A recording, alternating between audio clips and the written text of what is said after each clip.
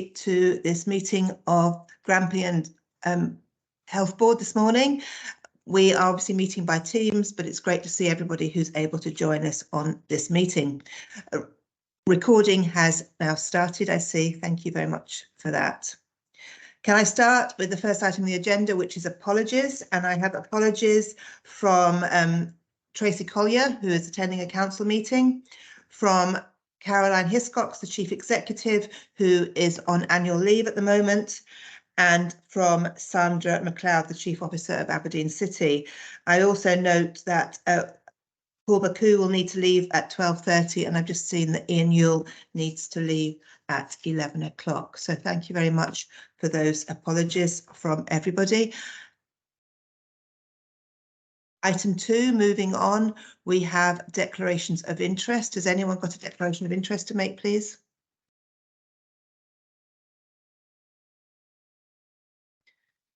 No, I can't see any indications there. Thank you very much for that. And move on then to item 3 on the agenda, which is my opening remarks for this morning. Firstly, I think it's important to acknowledge the fatal accident at the Baird Family Hospital construction site on the 18th of January. No one goes to work expecting not to return home safely at the end of their day. So I invite you to pause for a moment as we reflect on this tragic event and send our thoughts to the family and friends of the worker, as well as all the colleagues who have been deeply affected by the incident. Can we just pause for a minute? Thank you.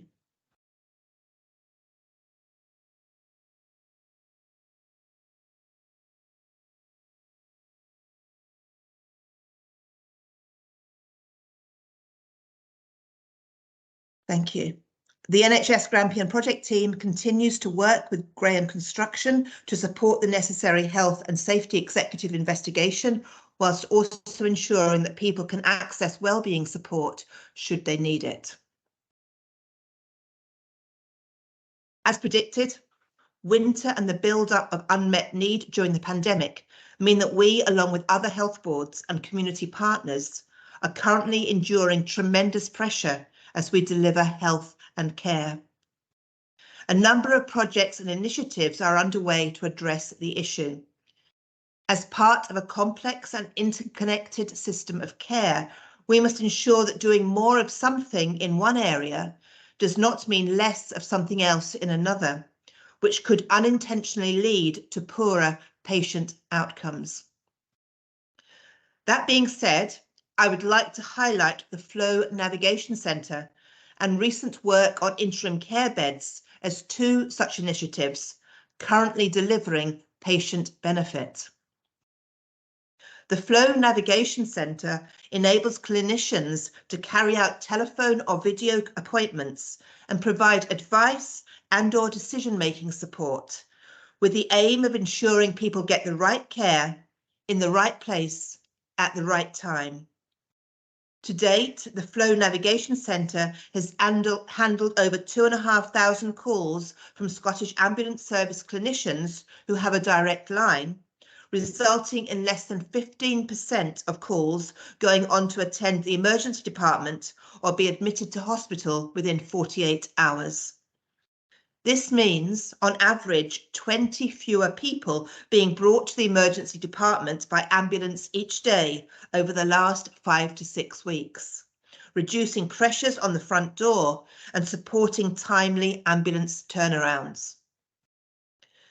Meanwhile, across Grampian, each of our health and social care partnerships have worked tremendously hard to commission interim care beds that support timely discharge from hospital.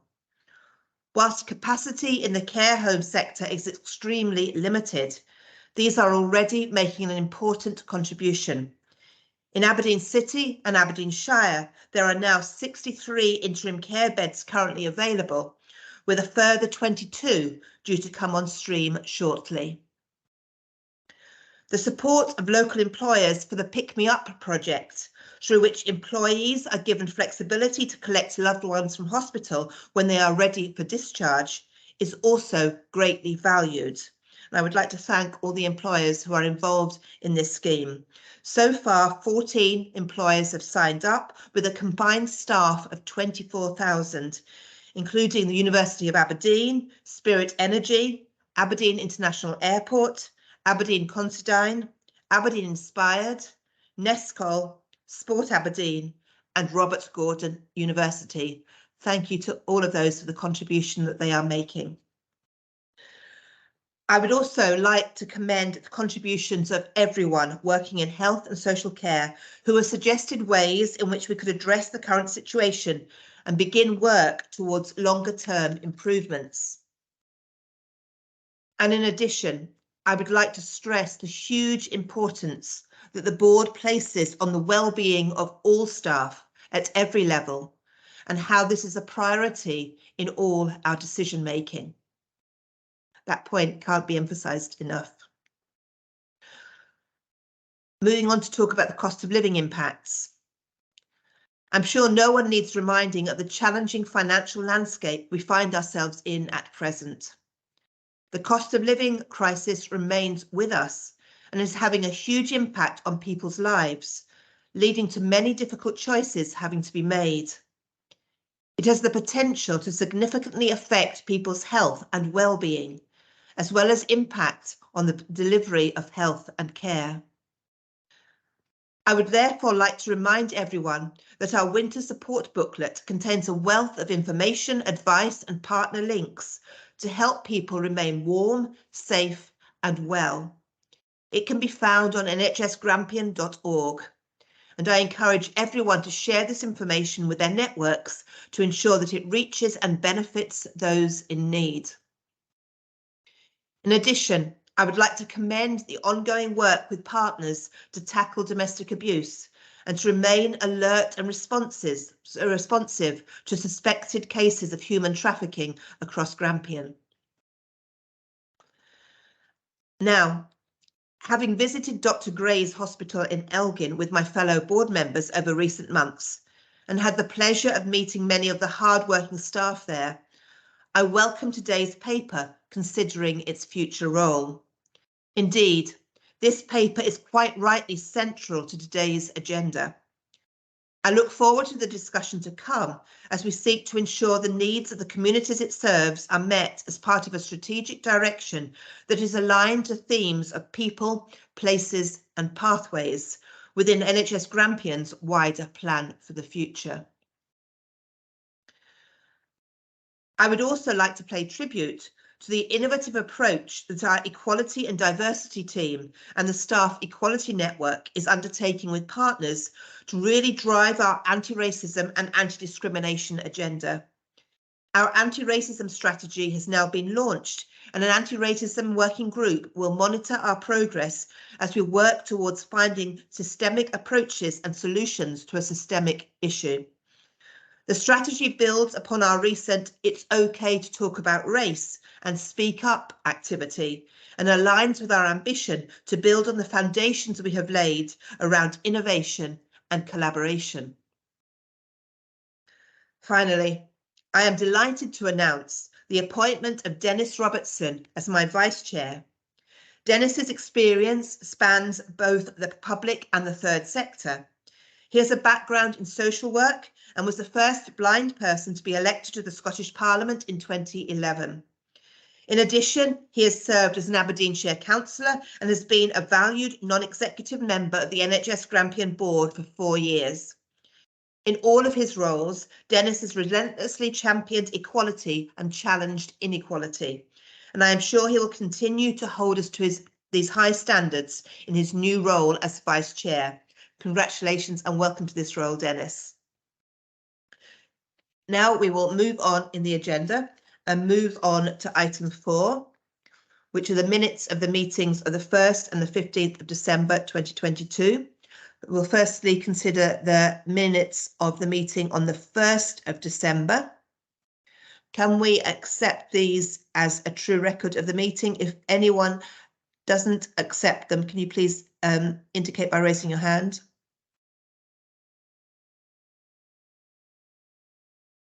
Okay, so the minutes of the meeting on the 1st of December 2022 are accepted. Now the minutes of the meeting on the 15th of December 2022, which was a special meeting. Again, if you have a comment on those minutes, can you please raise your hand? Adam, please. Thanks very much, Alison. Yeah, there's just for completeness, very keen just to pick up on page 19 of your pack, the last recommendation.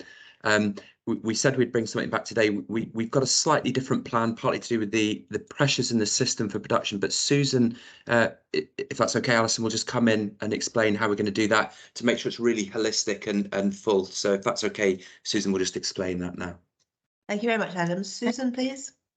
Yeah, thank you very much. As board members will be aware, as part of the Health Inequalities Action Group, where we've been looking at the actions that we collectively take across the system, we had identified the need to pull together our impact assessments, looking at not just the equalities impact assessment, but our Fairer Scotland duties, our duties under the Children and Young People's Act, and our environmental sustainability. We've developed a toolkit and we have agreed that we will apply this new tool to our winter plan, and that will enable us to capture the learning from this year and to ensure that it is embedded in future plans. So we are hoping to undertake that work over the next few weeks, and we will report back to the next board meeting. Thank you. Thank you, Susan. That sounds really helpful to learn from this year and move forward with that learning as well. That's really important, isn't it, as a back of our experiences this year. So thank you for that. We do need to approve the minutes of the 15th of December, though. Can we turn back to look at those minutes of the December the 15th? And if you don't accept them as a true record, can you indicate in the chat, please? Okay, so the minutes themselves are accepted as accurate for December the 15th, and we have that matters arising from Susan there to add to our consideration. Thank you. Any further matters arising?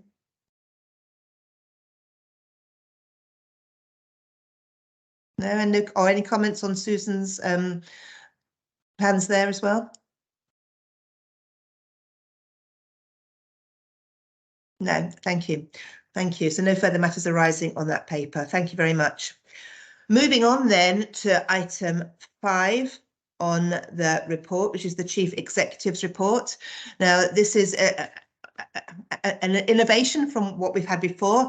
It's a written report to replace the verbal comments usually given by the Chief Executive at our board meetings. They're therefore not here for board decision making. They're here as an update report from the Chief Executive. However, there will be an opportunity following the presentation of this report for board members to discuss matters included here, including, of course, around the system pressures. So I'll be inviting board members to discuss anything within the report following the presentation, which is going to be led by Adam Caldwells, who's the Deputy Chief Executive and is here in Caroline's absence. Thank you, Adam. Yeah, thanks so much, Alison. So I think Caroline was really keen for this written report, and I hope it works out really well for everyone. But it's really that essence of transparency that Caroline's keen to push forward in every avenue that we possibly can, hence the written report. And I know, as Alison said, if there's any questions, I know the team are really keen to expand and develop any of the themes that Caroline's picked up in the report. So hopefully there can be a useful discussion if there are any questions from it. Much of the report, as you'll have read, focuses on really system pressures. And perhaps if I just pick up a couple of those things just very briefly. So I think the first thing to really be aware of is that it's a whole system pressure. It's not just showing in one bit of our system, it's across the whole system. And we're seeing and experiencing challenges that are very similar to other parts of Scotland, other parts of the United Kingdom. There's nothing unique happening here in this part of the world. There's reference in the report to particularly the challenges in the unscheduled care work, and the absolutely enormous efforts that people are taking to preserve the planned care work. And certainly one of the board committees, the PAFIC committee, is looking at that and the planned work later this month. And that's a really important bit, that we keep remembering the balance that we need to achieve between unscheduled and planned care. And whilst the system, and it's been extremely difficult, some really positive news about the additional beds that have been opened, 63 additional beds, with more to come over the next period of time. So a real response. If you remember our winter plan and our reference to the capacity needing to increase by about 50, we're managing to do that again, really pointing out that whole system approach, a really positive bit of progress. There's a section or through one or two paragraphs in the report that really talk about how we're engaging with colleagues, how we're trying to understand the pressures in the system all of the time, and seeing how we can work together to do the best that we possibly can to improve that. And that's including, I know Caroline's really pleased, as is Nick and June, with the weekly meeting that they're having, the three of them, with the area clinical forum chairs, and I think that's proving really successful. We've had the whole system decision-making group have had some special sessions around the current pressures and what we're doing, as has a wider system group, which has an invited list of some 300 members of the system that come together once a month. And we had a really splendid session yesterday with our area partnership forum, which again was really helpful to hear another perspective and how we can work together to do the best that we possibly can through these very challenging times. I think really important publicly and out loud to recognise one of the things that Caroline's written about is that in understanding what's happening, it's very clear that this is extremely difficult for lots of staff, and there is clearly some distress amongst some colleagues with the challenges that everyone's facing every day. And again, hopefully in the discussion we can pick up some of what we're doing to try and support staff and ameliorate that as much as we possibly can against these very challenging times. Also the reference to how we're working with communities and some really lovely examples about things that we're doing in response to some of the poor weathers. One really super example that I like a lot. So hopefully we can perhaps just hear a little bit about that. Then just moving on, there's a section about the financial position, which remains very challenging, and we absolutely know that as a board. We've been doing lots of work together on the financial position, and I think for me it just really emphasises the critical importance of our medium-term financial planning, again, which we're all involved in together, and how we take that forward to create our financial sustainability. Alison's made very good mention to the fatality at the Bed and Anchor, and again our thoughts remain with everyone involved in that.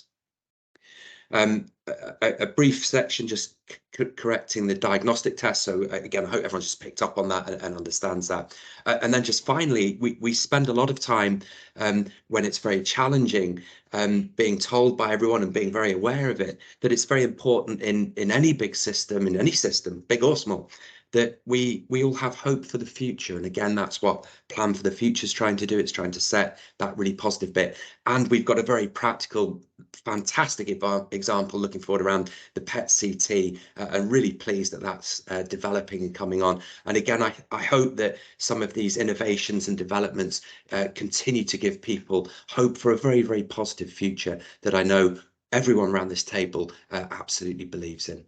Thank you very much, Alison. Thank you very much, Adam. And as I said in my own opening remarks, that issue of staff wellbeing is absolutely crucial to all of us. And I'm sure that's going to feature in the discussion that we are about to have. And I see there's lots of people who've got comments already. So I will turn first of all to Dennis, please. Thank you, Chair. And can I just echo the sentiments in your own report, especially with regard to the efforts that all our staff across the system are putting in. It really is, I think I would like to acknowledge and endorse the written report from Caroline. I think this is a great way of actually showing or transparency within the system and trying to get that message out. But really, I'm just wondering if Adam can maybe expand on some of the measures that we're putting in place to try and ensure that we're monitoring the impact that things like the cost of living, for instance, is having on our staff group across the system, because everyone's under a great deal of pressure, and this added pressure is obviously exacerbating a lot of what is happening. And I'm just wondering if we have put measures in place to try and monitor this, and what measures can we try to put in place that could, to some extent, have a positive impact with our staff and ensuring that they are well aware of what we can do to perhaps mitigate some of the impact that the cost of living is having. Thank you, Chair. Thank you, Dennis. I'll gather comments from various board members first, and I'll come back to Adam at the end, I think, on these. So thanks for that, Dennis. Sandy, please. Thanks, Chair. Yeah, I mean, I agree with what Dennis is saying. I'm just very conscious of the huge challenges across the system, and I suppose looking at the report, which I found really helpful, I mean, it touches on a number of things, which begins to just identify the scale of the pressures. You know, for example, 23% increase in locum expenditure, and that probably relates to a whole range of issues that staff are trying to grapple with across the whole of Grampian. Just maybe for Alex and maybe Adam, I suppose I just wanted to ask a question about the financial position, which is enormously challenging, and I know it's the same for other boards as well, but there are so many known unknowns in terms of fuel and energy and all sorts of other price increases that may come along. You know, it's almost like driving a car in the dark with our side lights on. We're only partially aware of what's ahead of us. But there was comment in the report about using one-off savings within our value and sustainability plan to try to resolve some of the issues in terms of our financial situation. I suppose, Alex, I think you've commented before of your concern about, because of all the pressures across the system, that non-recurring expenditure is used to support or prop up a core budget or staffing situation. And I know that's something that you keep an eye on very closely, but I just want to get a sense, as we leave one financial cycle and move towards another, can you give us any assurance that, you know, there's sufficient planning, oversight and controls in place across Grampian in relation to the use of unrecurring expenditure when it comes to running core services? Thank you again. I'll let board members come in with comments first, and then we'll come back for any answers that are required. Thank you, Sandy. Derek, please. Thanks, Alison. A comment and a question. The comment is, I really liked the report. I think that's a good change, and particularly helpful, I think, to have it written down. So I was pleased with that. The question is, we've got a system, GeoPays, which tells us where we are in terms of pressure, etc. Might be helpful to understand where on the GeoPays 1 to 4 system, where we've been, generally speaking, throughout the winter. Thanks, Derek, for that. Thank you. Stephen, please. Thank you, Alison. Yes, I don't have a question. I think I've got a comment and an acknowledgement of the words that have already been said earlier in this meeting by yourself, Alison, as the chair, and the words in Caroline's report, and also the additional verbal information that Adam has flagged up as employee director. I'm acutely aware that the system is under immense pressure, and that there are many colleagues who are experiencing that, and it is having a direct impact on their well-being. And I think what has been heartening over the past few weeks has been the as it's been expressed in a slightly different way. So tools that we've got or mechanisms that are in place, such as the Area Partnership Forum and the Area Clinical Forum, have been aware of these issues for quite some time. I think what's come to light more recently, and the level of distress, what I would like to positively acknowledge and thank people for publicly, is the response by Caroline and her colleagues in the Chief Executive team. I am assured as a member of the board that they are doing everything they possibly can to respond, to listen, to take things on board and do everything that they can, particularly listening to the staff and listening to those sometimes quite challenging, quite difficult comments to hear. So I just wanted that, and in this very public space, I wanted that sort of said, because it's very easy in the middle of this to focus on the important role that leadership and leaders have, but actually leaders are human beings too. So it's this system pressure for yet another winter, and arguably in many ways a winter like no other, is impacting on absolutely everybody. So thank you, colleagues. Yeah, thank you very much, Stephen, and thank you for your own work in this area as well. And and people are at the heart of everything we're doing, so it's absolutely crucial that is acknowledged and support given as it is being done. Thank you. Luann, please. Thank you. And probably on a very similar vein to what's already been said, I just wanted to clarify, really good to see that engagement with staff. I wanted to clarify that reaches all our staff groups, and it's not just our clinical staff that we're engaging with. And are there plans to continue these conversations and engagement beyond this challenging winter period? And secondly, my second question is really on the back of what Stephen has just said.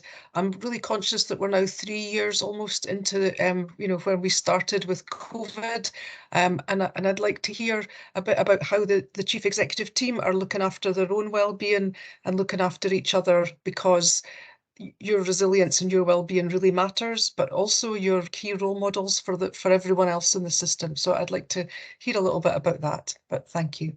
Thank you, Luann. I think we are developing good practices at the moment that we need to continue developing further. So thank you for those comments there. Tom, please. Tom. Thanks, Chair. I was really going to just pick up on a couple of comments that have been made already, if that's okay. Just picking up on Dennis's question around measuring the impact of the cost of living crisis on staff and what we're doing in relation to that, and maybe also just pick up a bit around the broader wellbeing and engagement agenda as well, if that's okay. So I guess in terms of the cost of living crisis, we I guess are really mindful of that and have a range of supports that we're kind of trying to put in place for colleagues around that. So Money Matters sessions that have been organised throughout the autumn, actually, and into the winter for colleagues through the We Care programme, as well as cost of living advice and support that's come through public health colleagues as well.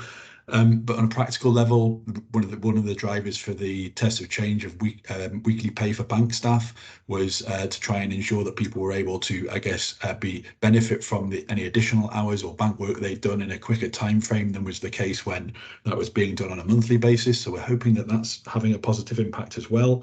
And I guess also, just at a sort of national level, but locally, it's a positive that we've been able to implement a pay deal for 22-23 that will obviously provide some money into colleagues' bank accounts at the moment, at a time when there is so much pressure around, and I think that's something that is worth noting as a positive development for our workforce.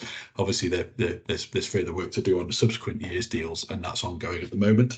In terms of measurement, it's an interesting question. How do you measure that impact directly on people? I think we have to kind of look at various signals from across the system, the kind of feedback we're getting in through the We Care team and other sources, and as well, whether or not there are any specific metrics around that. I think I'd need to take that away, Dennis, and have a look at it. But it's an interesting and a useful challenge. So thanks. I'll give that some thought and talk to the team about it. Just in terms of the broader wellbeing supports, though, and Alison, I'm really mindful of your comment right at the top of the meeting about that being a priority in our decision making. Just like to highlight to board colleagues that that's been reflected in allocation of funding from the budget setting process for 23-24 to the We Care programme, and that will allow continuation of that programme. But importantly, in terms of this year and dealing with the current system pressures, it will allow the continuation of work to embed things like peer support within our system and the work that the team is currently doing, because there will be less uncertainty for them about the picture beyond the end of this current year. So that's a really positive development that's I guess become clear since Caroline's report was put together. So I think it's worth noting that here as well. Thank you very much, Tom. That is really helpful clarification. Thank you. Joyce, please. Thank you. Yeah, I'd like to also thank the team for this report, because I think it goes a long way to improve on what we've been doing in the past. I think most people have covered some of the areas I wanted to say, but realistically, I think this demonstrates that we are taking seriously staff welfare. It's our first area of discussion, and it is key to everything that we do. And at the Area Partnership Forum meeting yesterday, I think it became very obvious that people were being honest and being allowed to be honest about how they were feeling, how bad things are for some people, and how much is being done to support them. And I think what Tom's spoken about with the support for staff funding going forward is very important. I do think we still need to be clearer to everyone in our colleagues about where we're going and what we're trying to do, and that's up to us. And also there's an ask of us to be more visible, and I think that's something we can probably look at in the future. Thanks. Thanks very much, Joyce. Nick, please. Yeah, thanks very much. I was going to comment a bit on the GeoPES thing, but I can't help myself commenting on wider system things, and Luann's question's always a good one. So I'll have a go at that. So in terms of the GeoPES metrics, so broadly speaking, what we see is that most of the areas run between 3 and 4 and oscillate between that. I think it's important to recognise a couple of things within that. One is that is very system-wide, so we're seeing that across all the partnerships as well as in the hospital-based system. The second area that I'd just like to highlight is we've also seen a spread of that into certainly mental health services, where the pressures there are already quite significant. I think where we see more variability in GeoPES levels are in children's and maternity services, and that probably has more day-to-day variation.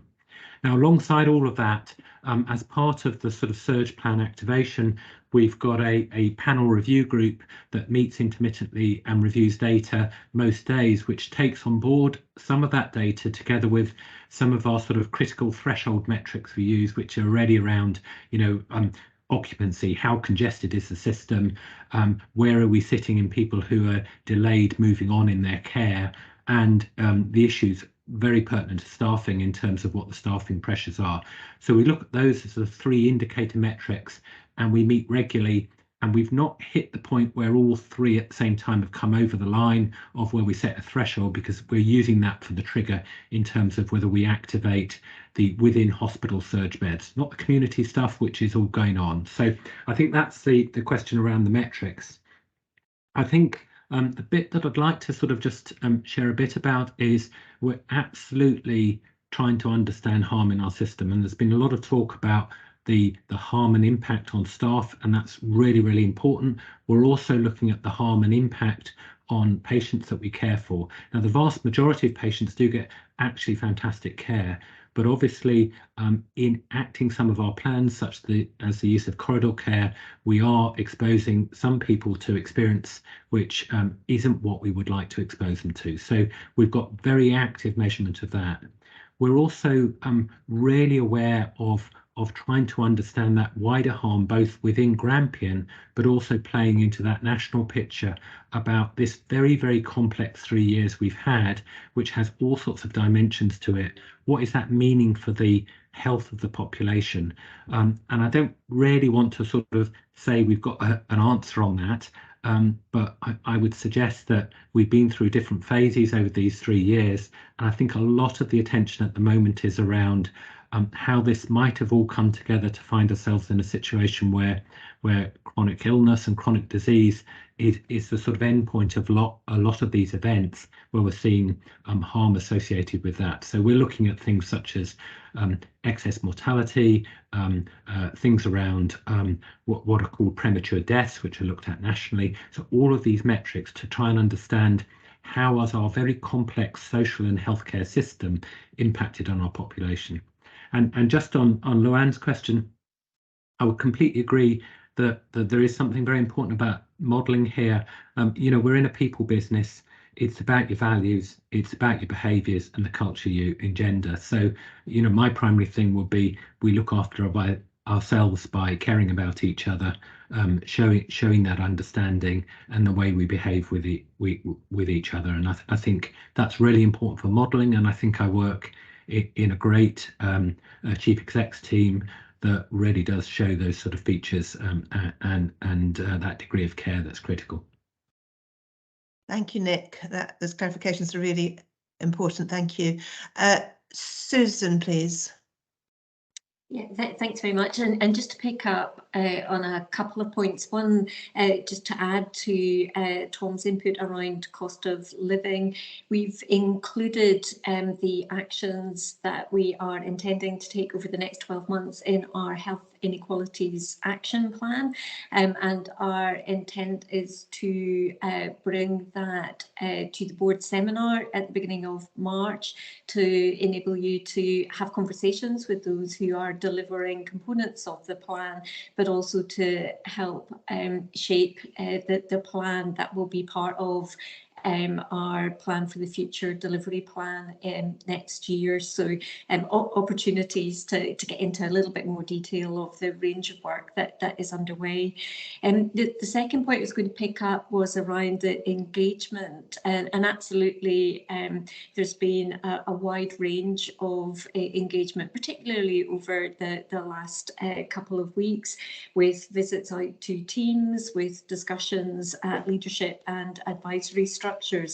I think what has come out of that is that we have got teams where engagement, communication is working really, really well and people feel informed, and we've got areas where people aren't feeling as well informed.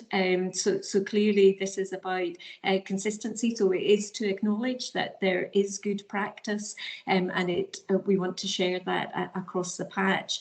We've also created an email address that allows staff opinion to come directly into the leadership forums within the organisation, and we have allocated some public health researcher time that has enabled us to pull all of the questions, comments, suggestions that have come in from across the system into themes and look at what we will be able to take forward as a system.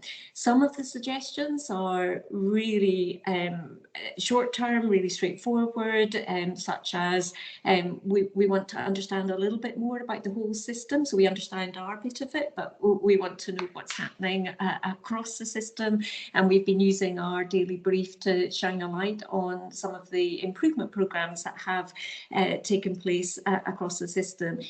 Equally, there has been requests for some equipment, which again, the system was able to respond to really quickly. But some of the suggestions are slightly longer term. So absolutely, we are not seeing the engagement as just a 2-week period, and we are testing ways of capturing and learning from the feedback that we've got to ensure that we complement what is happening within existing teams already. Thank you. Thank you very much for that, Susan. Thank you. Amy, please. Thanks, Chair. Morning, everyone. Really good discussion. I really like the report as well. I think for me it gave the facts and figures, but it also gave that sense of care and compassion, which was really assuring to see. So thank you very much for that. I had a question about how we were monitoring vulnerable communities, like people with long-term conditions who may have had their outpatient appointments altered during the current pressures, but Nick's gone quite a long way to answer that question, and I'd be really interested to see the data coming out of that. So Nick, thank you. I also had a question which Susan has sort of partly answered as well, but it'd be good to get some comment on it, and that is the balance of resource between acute and community. With the focus on acute, we can sometimes see a bit of a tip up from community resource, so really interested to find out more about how we're keeping that balance, so we're keeping people well in their communities if we can, and out of hospital. So they're my comments. Thanks, guys. Thank you very much, Amy. Thank you for that. I'll turn to Alex now to answer the questions about finance. Yeah, and I'll come back about Amy's questions there as well. But Alex, first of all, the questions about finance that were raised by Sandy at the beginning. Yeah, so thanks, Alison. Yeah, Sandy. So we're still aiming for the £20 million in the current financial year. So we are confident we'll be able to reduce that £25 million. And the £20 million, as you'll be aware, was the figure that we put in to the Scottish Government at the start of the financial year. So we have been working hard to get to there. As you've highlighted, a number of those adjustments that are required to get there are one-offs, and they're not one-offs that we can make recurrent. They're largely technical adjustments, which gives us some concern around about that. I think, you know, we've been quite clear in our reporting to the board and through the processes that is there and will give us a challenge next year. So we know for next year that we've got a financial challenge as well. We reported that in December to the board. There has been some changes in some of the figures that have gone forward since then. And some of that reflects some of the operational pressure that we're seeing in the system at the moment. So we know there's been a little bit of a step up in terms of the operational pressure. There has been some other things that have gone positively towards us as well, but and largely the figures will equal out, and it looks, the figures when you see them are largely the same as what we had in December. In relation to planned care, in relation to using having recurring commitments against one-off monies, there's a couple of pieces of assurance I could give you in that regard. Our main area of risk around about that is in relation to planned care. And what we're doing is we're working very closely with that portfolio to establish what that is and what we can do to reduce some of those recurring commitments. We've also been working closely with the Scottish Government around about when we're going to get the allocations of the non-recurring funding, and we're hopeful that we'll get that within the next couple of weeks. That'll be far sooner than we've had in the past, and it'll help with our financial planning because we'll know quicker if there's going to be a gap or a problem in relation to the non-recurring funding. So the couple of pieces of work that we're working our way through at the moment, and we'll see where that takes us, and if we need to, then we can reflect that in the medium-term financial framework. The medium-term financial framework's coming on pretty well. You know, we've had some conversations as a board around about that, and I'm looking to continue those conversations. So, you know, I know we've got some time coming up, and I'm hoping that we can use some of that time to try and pull some of those together. We've been doing a lot of work around about the budget prioritisation in areas where we've been able to support in terms of providing additional monies to help around about some of our clinical priorities and organisational priorities. And we're also been doing some work around about efficiency in relation to where we might be able to generate efficiency savings to help support the position. So we're working across the system in regard to that. Myself and the finance team have also undertaken a fair bit of engagement work with the advisory structures and boards around about what sustainable pathways of service and of health and care services look like going forward. So we're doing some work around about that, starting that conversation and engaging with people so that we know how we can develop a system to help us support us to go and deliver that objective. So that's where we're at the moment, Chair. I'm happy to take any more questions, and hopefully I've answered all your questions, Sandy. There was a good few piled in there, but if you want to come back, I'm more than happy to try and answer any other ones.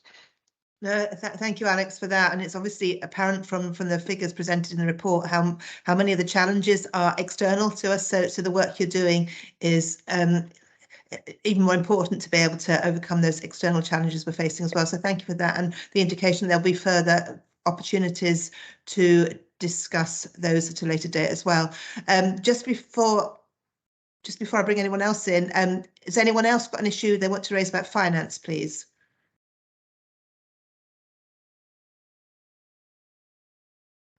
No, I know Susan put her hand up originally and comment in response to Amy. So I can't see any other comments about finance. So thank you very much for that, Alex. And then I'll turn to Susan on the back of what Amy was saying, I think. Thank you. Okay, thanks very much. And again, I think, Amy, just to emphasise that the pressures are felt across our system. So we are focusing in on everything from what are we doing to support people to remain well in their own homes, how do we respond when they have a crisis that needs treatment, intervention, and also how do we re-enable discharge from hospital back to a homely setting.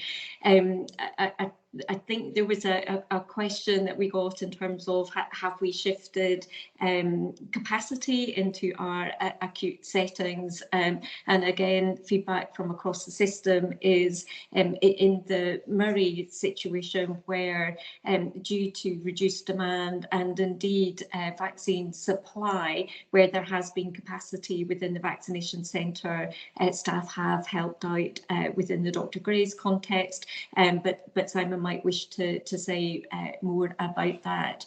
In terms of what are we doing to support individuals with long-term conditions, again, board members were cited on our winter wellness guide that was distributed to a number of our vulnerable communities. It was produced in 6 languages and supported individuals to navigate their way around the system to receive timely care. But it went beyond that because it also touched on some of our financial inclusion work. It provided advice on support available to travel to and from healthcare appointments, and indeed we are piloting with some of our more vulnerable communities what we've called emergency packs to support them with daily living. Our managed care networks have also reviewed their patients through the pathways. So, for example, our respiratory pathway, respiratory MCN has reviewed antibiotic prescribing. They've undertaken work around good use of inhalers. They've undertaken education sessions, and indeed they have taken forward the very innovative work around warm homes on prescription. And finally, again, we've highlighted to boards members the Waiting Well programme, which has contacted over 5,000 individuals waiting on our waiting list. They started in June of last year. The service has been very well received by recipients, and again, not only do we signpost to support to perhaps change lifestyle behaviours such as smoking, losing weight, but also signposting into physio, continence, some of the third sector support around mental health and well-being. And again, one of the key areas that is coming out around that is the isolation that a number of our older population are feeling, so being able to connect them into community activities within their own communities has been hugely helpful to their well-being as they wait for appointments. But happy to expand out with the meeting on any of those if that's helpful. Thank you very much, Susan. I know we've obviously got the board seminar in March as well to expand on some issues as well. I've got a brief comment from Dennis, please, and then from Simon, and then I'll turn to Adam to sum up, please. I think these are our final contributions on this, please. So a brief comment from Dennis, please, first of all. Yeah, thanks for letting me come back in, Chair. It really was to get Susan to expand on the vaccination programme and the impact on that wider population, because my understanding is it's been slowing down, that in terms of the numbers of people coming forward for vaccination, but also in terms of our own staffing groups. The uptake on vaccination. I'm just wondering if we are putting measures in place to obviously encourage, because obviously the more people that are vaccinated, the better it is, especially with the winter pressures. Thank you, Chair. Thank you, Dennis. Simon, do you want to, sorry, Susan, do you want to quickly comment on that and then we'll move on to Simon?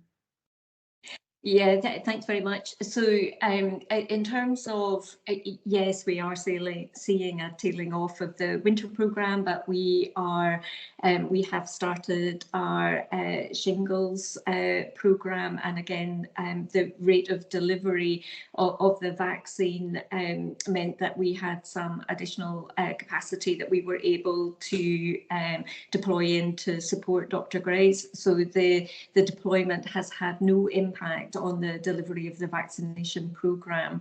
In terms of our staff uptake, again, we had identified a lower uptake, but what we have undertaken are a number of pop-up clinics within, certainly within the hospital and clinical settings, which were very well received and did see an uptick in take-up of the vaccination. However, I do think that is an area that we could improve on further, and we will review the actions we've taken this year for next year's programme.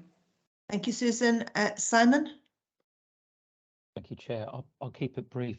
I think just in answer to that question about the balance between acute and community, I suppose it's a reiteration of the strength of the portfolio approach and the fact that we have chief officers in amongst that portfolio cohort who are working between acute systems and community and needing to balance, but also to find solutions which are not just acute focused. So I think in terms of that, some of that assurance about how we're working, the levers that portfolio leads can use are right across the system, and therefore are not about just being acute centric. So that the reaction to pressure in the acute system isn't about let's move all of our focus and resource into the acute, because most of the solutions will be outside of hospital.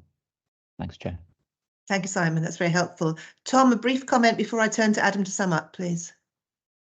Yeah, thanks. It was just really to pick up on the issue of, I guess, staff uptake of vaccinations. One indicator for us of that, I suppose, is the absence rates, sickness absence rates, and absence rates due to COVID, which within our workforce are well below the national average and have stayed pretty steady and stable. There will be variances across the system, but I think as an overall picture, it's a good one for us in that respect. So it's just to highlight that data. Thanks, Tom. Thank you. And finally, Adam, to sum up, please. Thank you. Thanks very much, Alison. Yeah, I think there was just one comment that wasn't picked up by colleagues in that narrative, and that was one that Joyce made about just being a bit clearer where we're going. So just a couple of sentences on that. We're really conscious of having our delivery plan that the board signs off, and that absolutely gives us real clarity of where we're going. And we're trying to reflect on the learning of, as we build our next delivery plan, and that's the process we're in at the moment, how do we have that to be comprehensive, that we don't feel the need to do small plans on the way? And so that's a real bit of learning. So I think Joyce's point is really key. And how do we take that learning from this last delivery plan and make sure we build that into the next one? Because I think having multiple plans is one of the things that doesn't give people clarity. As you think there's a space and you put a plan to try and close it, I think we often create more sense of overload. So that's a really key bit of learning we're taking in. Just as a two-sentence sum up, our feedback to Caroline will be that the report's really well received. It's stimulated a really, I think, valuable conversation seeking assurance of us as an organisation around a number of things that are happening on a really live basis. So we'll continue on that theme for future boards until it's ready for the next sort of version. But I think that's been really useful. So thanks very much, Chair. Yes, thank you, Adam. I think it has proved to be useful having a written report. We've had lots of comments and discussion that it's really important to help clarify and give transparency to the work of NHS Grampian as well. So thank you very much for everyone who's contributed to that valuable discussion. Thank you. Moving on, though, now to next item on the agenda, which is the strategic plan for Dr. Gray's Hospital. Obviously, a really important part of our work moving forward. And Simon is going to lead us through this item. Please, can turn to Simon, please. Thank you, Chair. I'm just going to put up a couple of slides, and I'm acutely aware of time now. Simon, this is a really important topic, so don't worry about that. Okay, thank you.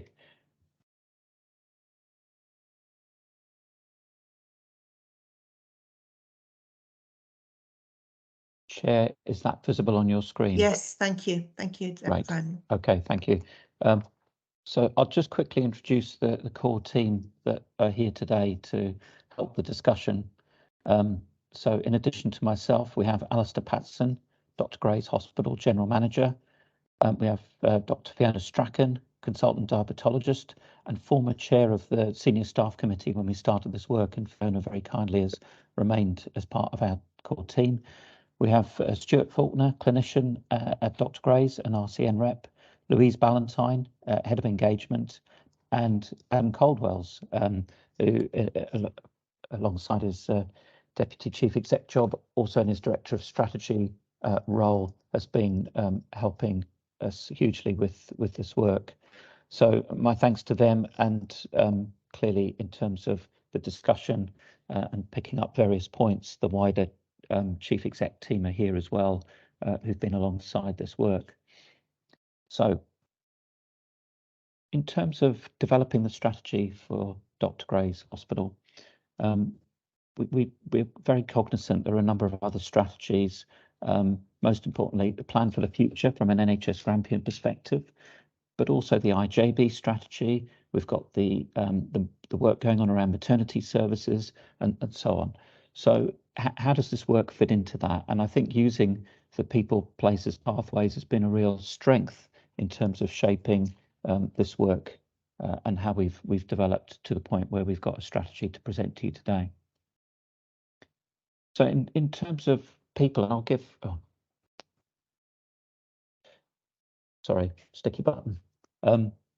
So I think what's come through very strongly from all of the engagement work we've done, and we've had huge engagement and traction on this within Dr. Gray's Hospital, but also with the wider community, and we can talk more about the level of engagement we've had around this. But you know, we've been going at this for some months, and I think the contributions have allowed us to reach these kind of conclusions around this. So importantly, around people, staff wanting their own potential to be fulfilled, an opportunity around Dr. Gray's being seen as a centre of excellence.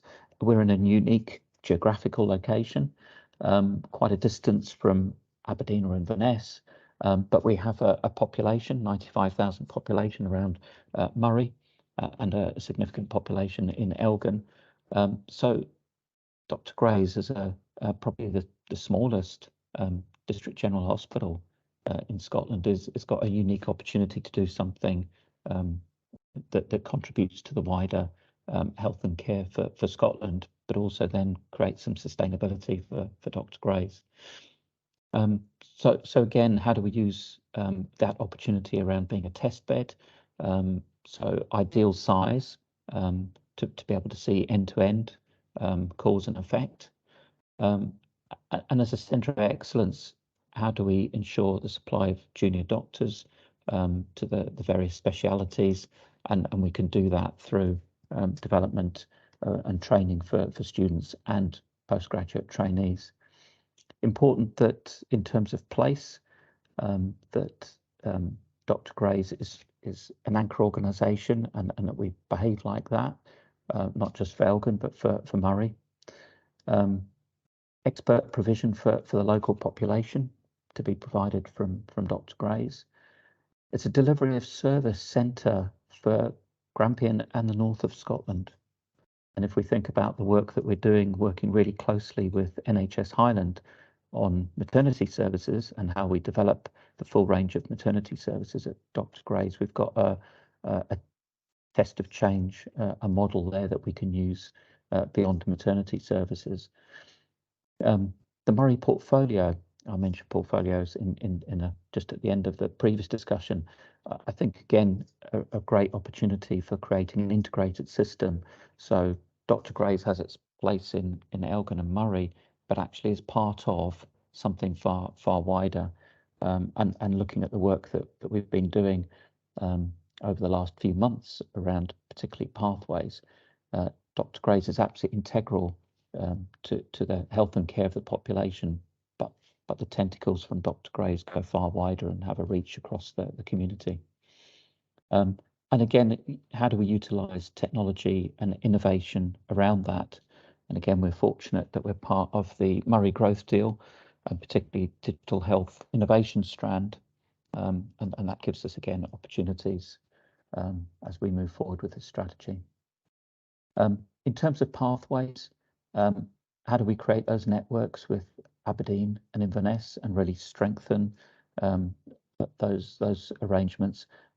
Clearly, Dr. Gray's is part of a Grampian construct, but where it's located and the opportunities for resilient sustainability, not only for Dr. Gray's, but in terms of the wider health and care system in the north of Scotland, we're ideally placed to contribute to that.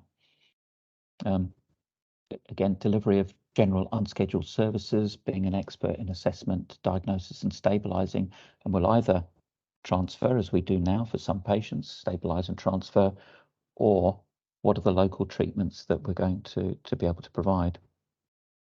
How do we create residual capacity to deliver planned care services in Dr. Gray's?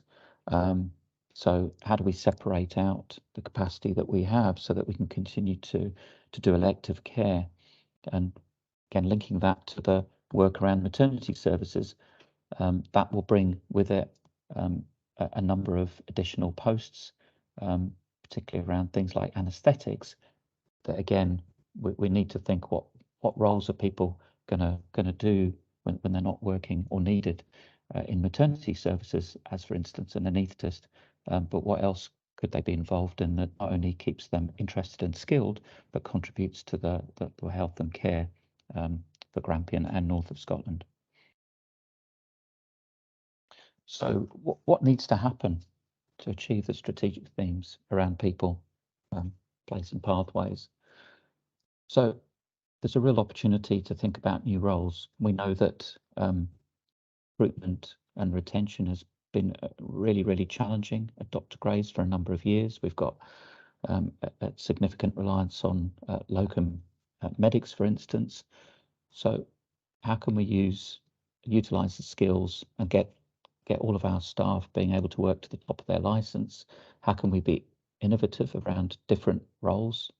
And how can we network those roles? We're already doing a test of change in the maternity unit with NHS Highland, with Raigmore.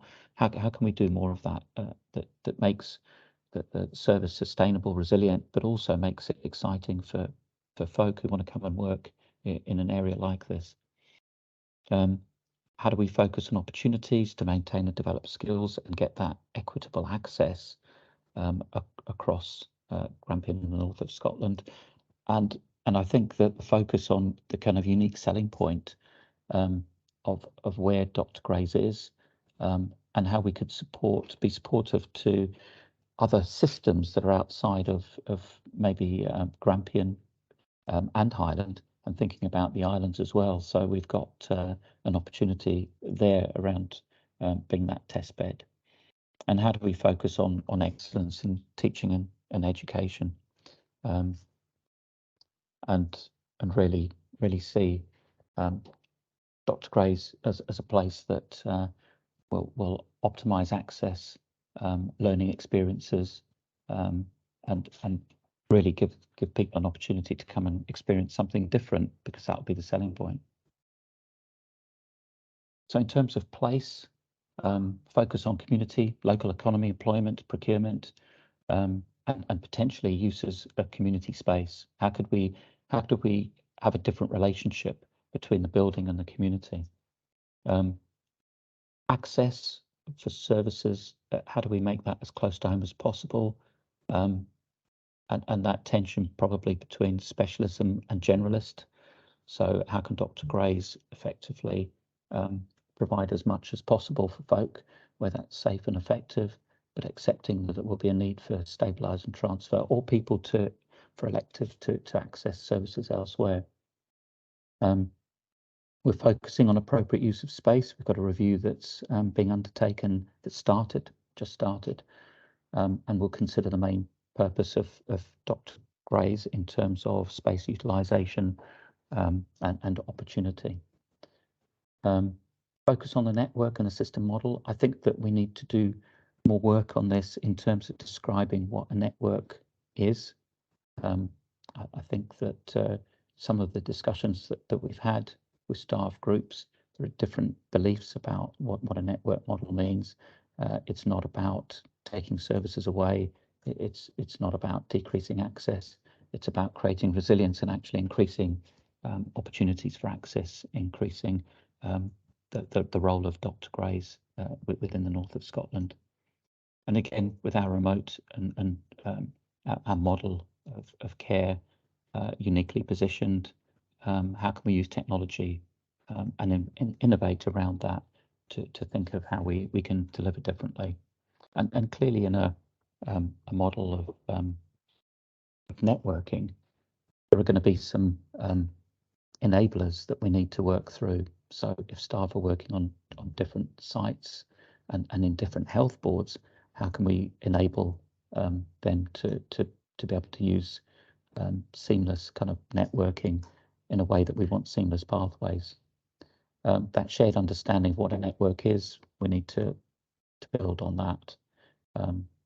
Multi-professional pathways, again, that potential for pre-assessment, for joint working across the health board boundaries with Highland and others. And we really do need to bottom out that separation of planned and unplanned care, because any constraints on planned care clearly will have an impact on the skills retention and the job satisfaction for a number of folk in our clinical teams. So in terms of this development and how we reach the next stages, today is really important because we've got the draft strategy at the board here.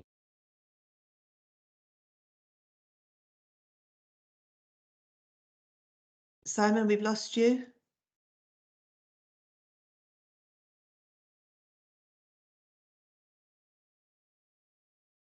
We seem to have lost Simon there. I'm back. I'm back, Chair. You're back. We didn't hear all of the last slide. Yeah, Did you back to the last slide? I will. If that's okay, are you happy if I just talk to it? Okay, that's fine. Try and get that up again. I haven't got sharing rights anymore for some reason. Okay, that's all right. If you just talk, we didn't hear what you said about the last slide. Yeah, the last slide, I'll just read it, was 2023, shaping suggested actions. We need to do that further engagement to test and develop the suggested actions. So we need to continue that engagement and getting all the contributions from our staff and the wider community. We need to understand the internal and external support and resources that will be needed for success.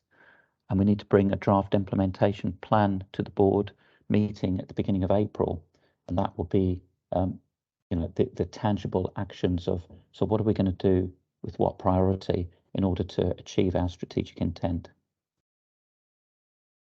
That was it, if I'm still online. Yeah. You are. Thank you, Simon. We did hear all of that. Thank you. Thanks very much for that presentation. I think when I read the strategy document, the words that shone out to me were to create a vibrant and flourishing hospital. And I think that's key to what we're looking at here, and the emphasis on local services with being delivered locally, but with training and development opportunities for staff, and also that important work of the anchor organisation and underpinning everything, that innovative work to understand what a network model is and to create it in our environment and circumstances here. So there are really key themes that came out from this. But we have lots of people who want to comment, so I will go through those now. First of all, Dennis, please. Thank you, Simon, for what I think is an extremely positive presentation. And I think, just following on from what Alison was saying there, it gives us a sense of hope, because I think what you've done is provided us with, there's opportunity here. And it's just one or two things I want to pick up there.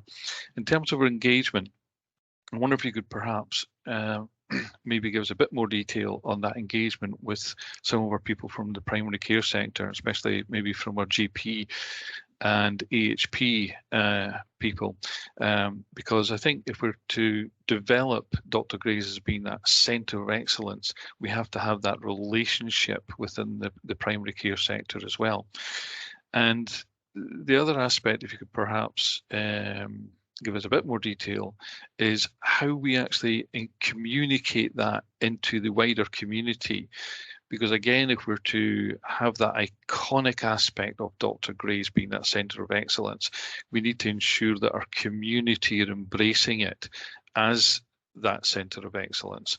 So it's that work that we're doing within the community to give that degree of encouragement that they have something in Murray, which is something that's incredibly precious. And I think, you know, the opportunity here is well beyond maybe what some people could have imagined maybe a few years ago. But the other thing is that I'm not hearing what maybe some of the risk aspect is. You know, what are the risks that is going to prevent us actually achieving some of this? And I'm just wondering if you could maybe explore that as well. Thank you, Chair. Thank you. I'll do the same as last time. I go through various comments first, and then members of Simon's team can decide who's going to answer these points as well. So, Sandy, please. Thanks, Chair. I agree with Dennis wholeheartedly. It's extremely positive. There is a sense of hope. I think the consultation process has been excellent. I like the double diamond approach. I think it's been really well managed. I suppose I just want to touch on two things in relation to the sense of hope that Dennis referred to. Just firstly, just clarify something. I think in page 50 of the combined papers, talks about phase 2 of the engagement being August 22 to December 23. I think that's December 22, isn't it? We'll get a response to that when we come back. Yeah, all right, then. The two things is firstly in terms of, I think it's to do with the public. I want to make a plea. So, you know, we're bad in public service at carrying out really good consultation, and then eventually we begin to implement a set of things which doesn't really align with what many members of the public have said or expressed in terms of fears. And we've had a recent example of that in Murray. So working with the public and keeping on board is absolutely critical. So as we begin to move through the implementation and issues come up, there might be some things that become impossible to deliver and we have to refocus and realign for reasons out with all our control. We have to take the public with us, because otherwise there's a real cynicism and distress caused by people saying that they have been approached and they made their time to express their views and they don't see that in what's actually happening. So that will be really important, Chair. The other thing is about an implementation plan that has timescales. I think the public feel very strongly in Murray that things seem to take an age. They don't understand why. So they need to see the detail of what needs to be done to get them on that journey to the point that we're all happy with. But they also have to have a sense of timescale so that there's focus and momentum, and the can is not simply kicked down the road. So we have to reassure the public in that respect. And I would be very interested in that respect in terms of both the ongoing consultation and the implementation and delivery, that we have clear governance oversight wrapped around that. No, thank you. Those comments about the implementation plan are really important. And obviously that's going to be coming to our board in April. So we'll be able to delve further into that and make sure it's doing what we need it to do as well. So thank you for that.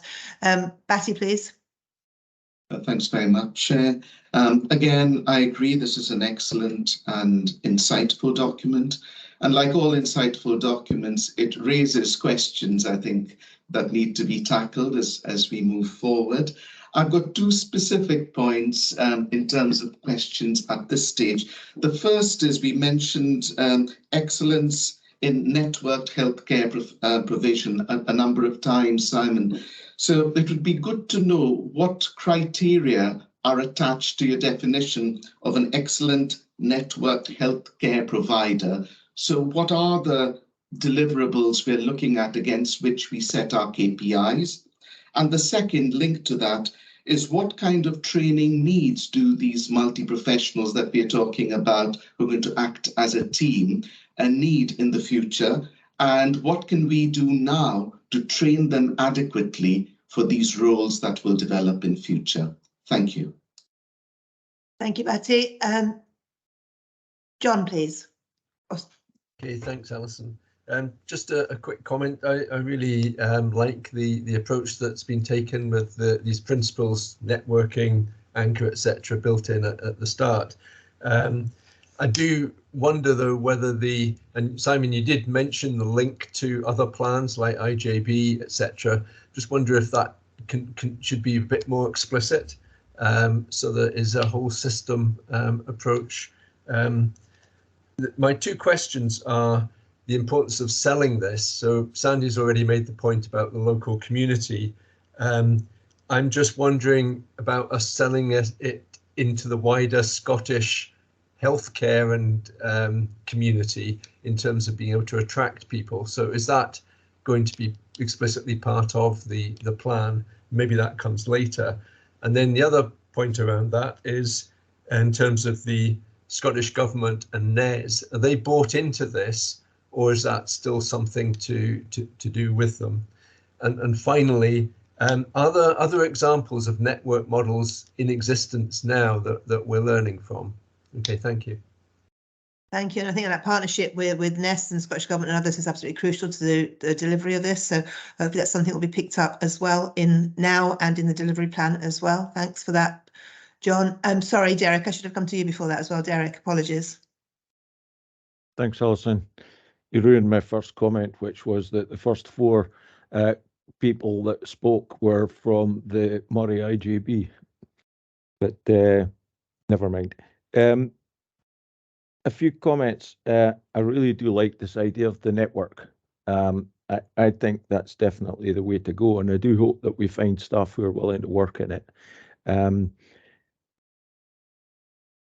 In terms of the network, clearly there's gains for Dr. Gray's to be part of a network with Rigmore and Aberdeen, but there's also give that the hospital can give. And I know, for example, a mate here who lives in Blackburn, just outside of Aberdeen City, had a hernia operation in Dr. Gray's, so that there is a sense of Dr. Gray's being part of a network in both gaining and giving to that network. And my overall impression was there's not an awful lot of that within the document. It is there eventually, but it's about 2/3 of the way through the document before you really get that sense of how that network's going to be. A little minor point, as part of this strategy, and as one of the slides went up, it talks about stabilizing and either onward transfer or local treatment. I would have thought that would have read better as stabilizing and either local treatment or onward transfer, trying to get this impression that the hospital is going to do as much as it can for people locally. And the last point really is about the national treatment centres. The new MRI scanner, for example, is part of a national treatment centre. There's a national treatment centre being built at Inverness, and it's just a case of how Dr. Gray's and the network can sit with the national treatment centres. The national treatment centres appearing to me to be a first step, if you like, towards these networked approaches.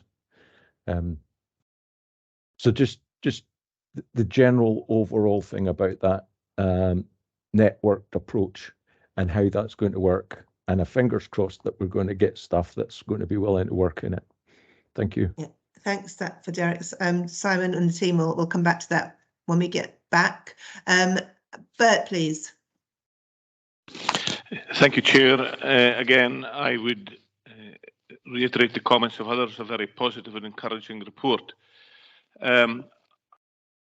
there are a number of risks, and the report, of course, details that. I want to comment in relation to the risk in relation to staffing, and there's been mention of staffing in some of the comments and questions that have been made. The staffing aspect will be critical to this, the recruitment and the retention, and we know that is difficult. We know that it is difficult to recruit and retain staff, particularly in a rural environment. What I'm wondering is, and I think someone else touched upon this earlier, is there anything that can be done now to pave the way for that on a national basis? And I suppose the other thing is, in terms of the risk in relation to this, is if we are unsuccessful in recruiting the staff that will be necessary for this, what is the backup to the situation in relation to that particular risk? Thank you. Thank you, Bert. Luann, please. Thank you. Probably two comments from me, building on themes we've already heard. I absolutely think this is a really good vision for Dr. Gray's, and using the networked model seems very logical and practical. I suppose the unease I have is the extent to which we're reliant on external partners for the delivery of this. And by external partners, I mean Scottish Government for finance and NHS Education Scotland for providing the staff that we need to deliver this. So I suppose my ask would be, when we have the implementation plan in April, will there be absolute clarity on timescales there, and when we need to have confirmation of Scottish Government funding, when the workforce numbers need to come through to allow us to make progress, so that we're absolutely clear how far we can go without the support that's needed around finance and workforce. So that's kind of an ask for me that would be helpful. And secondly, I just had written intersection with Murray IJB plans. It reads quite a medical model, and it is a plan for a hospital, so I get that's fair enough.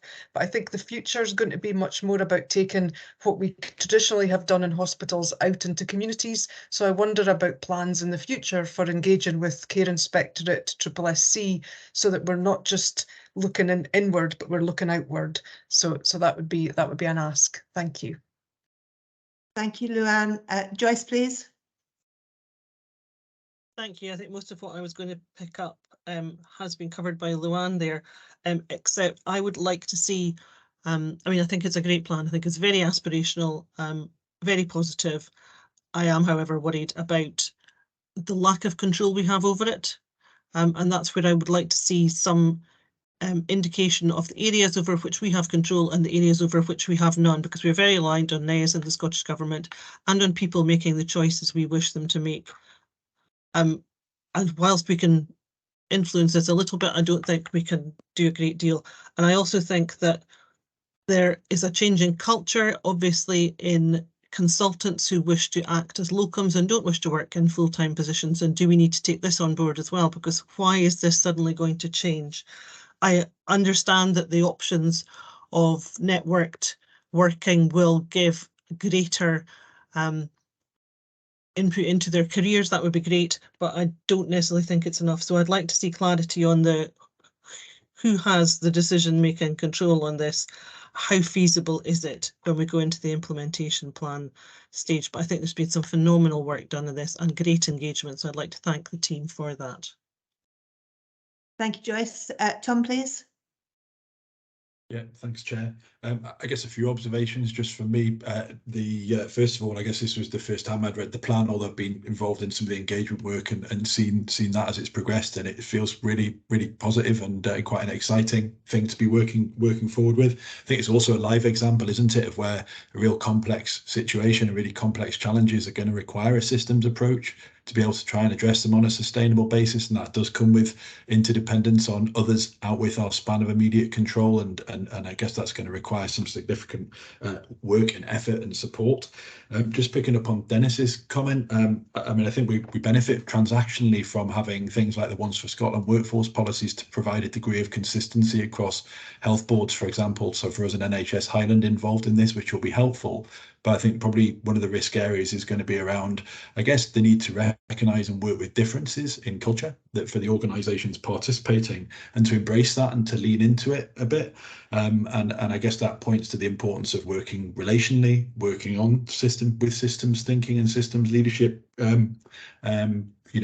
ethos and skills, and also focusing on collaboration, not just cooperation, and creating seeing the networks as something new that is nobody's to start with, but is something we can create together. And I think we're quite well equipped in NHS Grampian around that because of the work we've done around systems leadership, etc.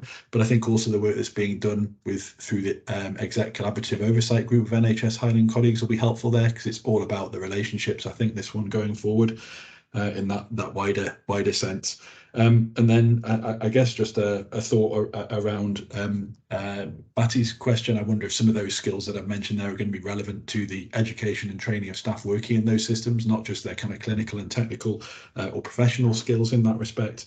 And just picking up what Bert was saying, I suppose, I'd note that we do have within the pay offer that was made from Scottish Government a commitment for boards to look at using remote and rural recruitment and retention premia, and that's something that haven't been so explicit about or encouraged so much in the past. So I think that's a really positive development that we can just think of as something we might want to use in circumstances where we've got no other alternative. Thank you, Tom. And Nick, please. Yeah, I'll throw a few comments in which link to many of the comments that have been made. So I think this is incredibly welcome. So I think the first place I'd start is in terms of what are sort of our quality outcome measures that we're sort of interested in here, and really they're in two dimensions, aren't they? There's one is having been clear about the role of Dr. Gray's is we absolutely want the quality metrics around the individual outcomes for patients. But the other side of the metrics is really about the sustainability and the staff aspect of things, because that has been one of the great challenges is how do we have a sustainable position. So I think the outcome metrics will be linked to those. And I guess the reason people have gravitated towards network models is that has been seen as potentially the opportunity here to square that circle of how do you maintain quality, how do you maintain resilience of staff, and how do you maintain that sort of stability of the staff model against that dynamic of people maintaining their skills, working in a wider system, and such like. So I think that's important. Now, what's different, I think, about the network approach here as opposed to many of the networks that have been previously established is that most networks in healthcare that have been established have the idea that you have a network of, if you like, nodes that have a given role, but largely function on their own. So major trauma would be a sort of example where, broadly speaking, you've got major trauma centres, you've got local emergency hospitals, etc. But each of those function in a discrete way. I think what's different here is we're looking much more about networking where the staff networking is part of the model, because that's one of the critical things that's going to sort of underpin the stability of that, the maintenance of skills, and also developing, you like, if a job experience that attracts people, that's their job for in the long term, because it's interesting, it fulfills their own personal potentials, and they can develop in that way. So that's actually quite a new aspect of networking that has not been explored in quite so much depth and detail across health and care. So that's our unique opportunity. Joyce asked a question about how much is within our control. Well, of course, there's lots in the world that isn't within our control, but the principle under networking of people is working with partners across different boards and different organisations to do that. So it is within our control to push that ambition forward. but it does require collaborative working for allowing that to happen, whether that's working within our own system between one hospital and another, or one part of the system and another, or across boards, or into that national dimension. So I think that would be huge. In terms of the attractiveness, I personally think that the most important initial step which has been taken here is to give clarity of a future. Because giving that to people means that you're coming to work in a place that has got a destination to it and a future to it. And I think the worst attraction is uncertainty. People don't like coming to uncertainty. And so I would see that this is one of the critical steps in changing that dynamic of what's attractive. And the last bit was just to pick up a little bit on Batty's question about sort of what about development of the workforce. Absolutely, once you've clarified role and you talk about the model, and if the model is sustainable, that's absolutely going to be multi-professional, and that means you have to really think very carefully about the components by which different professional groups bring to that. We've got a few opportunities with the doctor workforce because we've got some different posts coming into play. So the specialist grade is a really interesting grade that might be very attractive for us. And obviously, in terms of the doctors in training grades, we've got a lot of dialogue with NAERS to try and support in that. So just a few comments linked to many of the comments from colleagues. Thank you, Nick. That was very helpful. And I think the comments made across the piece are emphasising the optimism and positive direction of travel from this. And obviously, as Nick has said, that's really important in itself to have that. Well, obviously, you'll be having the report, the implementation plan coming back to us, or coming to us in April. And I hope that the comments being made by colleagues today are help the team consider what needs to be in that implementation plan as well, and consider the priorities within that. Just before I turn back to Simon and the team to answer the outstanding issues and to make any final comments they've got, just a couple of things I wanted to build on myself as well. I mean, I think it's been said across the piece that a partnership is essential, and a lot of it is dependent on working with other people and bringing other people to us as well to help us deliver on this. So there's obviously a key part of the implementation plan is to do with that partnership work, but I would imagine there's work that can be done now to develop and cement those relationships as we move forward as well. So that is an important aspect of going forward. Linking as well to those issues around recruitment. Now, obviously, this is in a very specific sphere, but it relates as well to wider recruitment challenges being felt across the whole of the North East as well. So there's again, there's opportunity, I would have thought, for partnership work with that trying to address recruitment across the North East as a whole, because that will obviously have a knock-on effect on what we're doing here as well. And a final comment from me is I really commend all the engagement that's happened. It's been a huge amount of engagement, both with staff and with the wider community, because this is what it's about. It's about the community. It's about local services being delivered. I think it was Derek that emphasised the importance of that as well.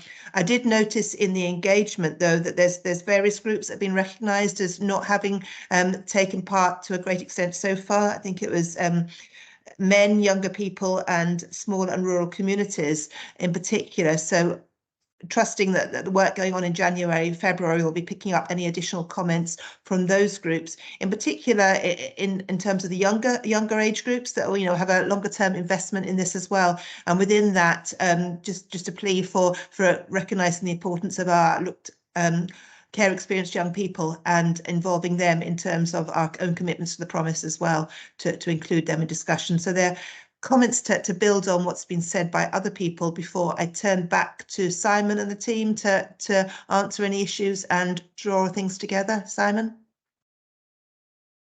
Thank you, Chair. No, that's been really, really helpful set of questions and comments, and that will definitely influence how we develop the next stage in terms of the implementation plan. Nick, thanks for your piece at the end there. I think I felt you were almost picking up 50% of the questions there. If I could bring in perhaps Louise first off around some of the specifics around the kind of engagement exercise, because Dennis and Sandy in particular had some specific points. And then maybe after that, I'll invite Fiona Strachan in to give a view on some of the other clinical aspects from kind of consultant perspective. and from the senior staff committee, and then others as needed, depending on where we get to. And kind of, I'll try and tick off the questions as we go. Louise, are you happy to come in on that? Yes, I am. Thanks, Simon, and good morning, everyone. Louise, we can't hear you very well. Is your mic working? Sorry, it should be. I don't know why. Can you hear me better now? Can everyone hear Louise fine? Not very great. I'll try and pull this forward. Is that any better? Yes, thank you. If you lean forward, it's better. Thank you. Okay, right. Yes, good morning, everyone. Yes, so thank you very much for all the comments. I know that we've tried really, really hard to be engaging in a much more sort of wider way than we usually have previously, and very much trying to link in more with our partners around reaching people more in communities. So, and obviously that's something that we're going to continue to grow with and in the coming weeks and months. In regards to Dennis's question about primary care colleagues, we've been really fortunate that we've had really good engagement from our primary care colleagues, in particular GPs around Moray. We've had about 19 GPs attend workshops, which has been really great, you know, to sort of give up 2 or 3 hours of their time to really give their views on what they feel is needed. And absolutely, that's not just around what happens within Dr. Gray's, that's about what needs to happen across the whole of Moray. And, you know, the thing that really came out, though, that was really reassuring from the engagement we did with primary care colleagues, with hospital staff and with the public and other partners, is that everybody really is feeling the same, that they want to work really well as a network, that they want to work together on their strengths. They want to really develop a model of outreach and inreach where, you know, patients, you're looking at that whole pathway approach and really trying to deliver the best care they can locally, even if that's not doing everything, but actually being really good at what they do and providing the best they can to their community, which was really came out from the public as well, in that they really wanted, you know, good access locally, with staff being really skilled, but happy to travel if it was required, but really wanting to try and get what they could best locally to meet everybody's needs. In regards to Sandy's question about the first of all, the typo, apologies for that, in the dates of the engagement. Unfortunately, the final version was not uploaded with the board papers, so our apologies for that. We had provided it, but it unfortunately does not appear to have been uploaded. However, the final version is on the Dr. Gray's website, and we'd be able to share that, but that's the reason why that date was wrong, and that it was a draft version, unfortunately, so I'm really sorry about that. In regards to community and public and how we take them on the journey, as we said before, we know that we've had really good involvement with the community. We had over 600 members of the community take part in the engagement. Some of that's been face-to-face, majority has been more to do with sort of survey responses, but that's something that we're continuing to build in. We've got sessions planned with Moray Community Wellbeing Hub through the wellbeing teams in the community. We've linked in with the universities and colleges locally, and that's been one of the ways, as Alison, you'd picked up, you know, from the areas that we need to try and to outreach to, and also trying to look at some of the men's group around, you know, men's sheds, other things that we'd be able to hopefully target and be able to hear from some more men around Moray as well. We'd also want to continue with the community rural outreach with our engagement, and again we'll be looking at the ways that, you know, what are the networks that are already existing there that we can tap into, and we've got dedicated resource from a public health person in our team now to support us doing that outreach and to gain those additional views. I think Luann's question around engaging outwards with partners and stakeholders, I think you're absolutely correct. I think that's something that we need to do with all of this, and I think, as we know, that the other work that's been going on around the Moray strategy refresh, around the care home review, around the hospital at home and other things that are going on, you know, that we're really keen, and obviously with primary care colleagues, it is trying to look at the whole system and what everybody needs to do to play their part. So you're absolutely right, and as everyone's commented, it is important that those relationships and networks are built for this to be achieved. I think that might be most of the questions answered, but I'm happy to, if I've missed anything, please shout and I'll try and cover it. Thank you. We can always bring you back in, Louise. Chair, if that's okay, I'll invite Fiona Strachan in. Yeah, thank you, Simon. Thank you, Simon. On behalf of the senior clinical staff, but also the wider team working within Dr. Gray's, I think we've been very encouraged by the focus that's been put on Dr. Gray's future. It's a question that's been asked for some time. And I think Nick's already alluded to the really challenging situation for staff who have had very real concerns about future direction of careers. So we feel this is really being addressed.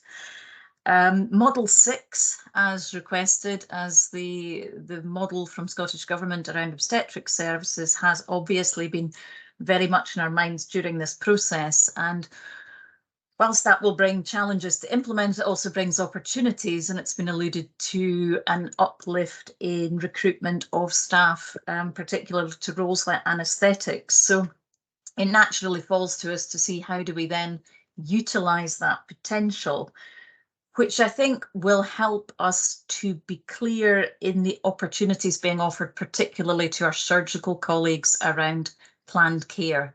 And I think that has been an overwhelming issue and frustration for teams locally, to feel that their skill sets are being used adequately. So that brings us on to how do we do that efficiently? And networks will mean different things to different individuals working both here in Dr. Gray's, but also in the wider model. So of course, as a diabetologist, I'll bring you back to diabetes as my core area. And I think we have already flexed and changed our working practices post-pandemic. It's partly been driven by resource issues in this area, but it's also an understanding that we have learned so much in COVID about remote consulting that can help with many of the challenges around offering equality and equity of access, particularly to those living with long-term conditions, that we can see real advantages to a model across Grampian that is a blended model that contributes to the whole, dependent on where greatest need is. So yes, if we can attract more diabetologists to come in this lovely area in the future, I would see that they will feed back into a system. And we very much as a team in Grays don't want this to be perceived that everything is feeding into Grays. We do look to see how our expertise as we emerge and stabilise will feed into the bigger picture. I think in terms of keeping the public informed, there has been a lot of engagement work done, but also something around a narrative that those who require healthcare in Grampian are also part of a networked model and will be trying to provide care in the best possible place within that system. So primary care, hugely important. We have a tradition up here being a small, relatively agile area within Grampian that we have developed good links with primary care, undoubtedly damaged in the last couple of years by the COVID pandemic, and we need to reflect different working practices with our primary care colleagues as well. So we're beginning a series of dialogues, really a meet and greet as basic as that, so that staff can begin to get to know each other, develop those relationships. So a different type of networking, but that needs to go across all types of healthcare professionals. And I can see that our advanced nurse practitioner teams could interface very well around understanding the in-reach, outreach model and a slightly blended boundary between acute and primary care. So core clinical service delivery, I think, remains at the heart of what we do, and we build the education on top of that. And I think Paul Baku's on the call today, and Paul spoke very eloquently when the board were up in Moray about his positive experiences. And I think we find that good educational opportunity will come in this remote setting when we've got our core services consolidated. So I think it is a very positive addition. I think there's already good educational opportunities here. We just need to build and consolidate on what we're doing when our workforce is a little more stable. So I think on behalf of the clinical team, we hugely appreciate the effort that is going into this process, and I look forward to continuing with that in due course. Thank you, Fiona. Simon?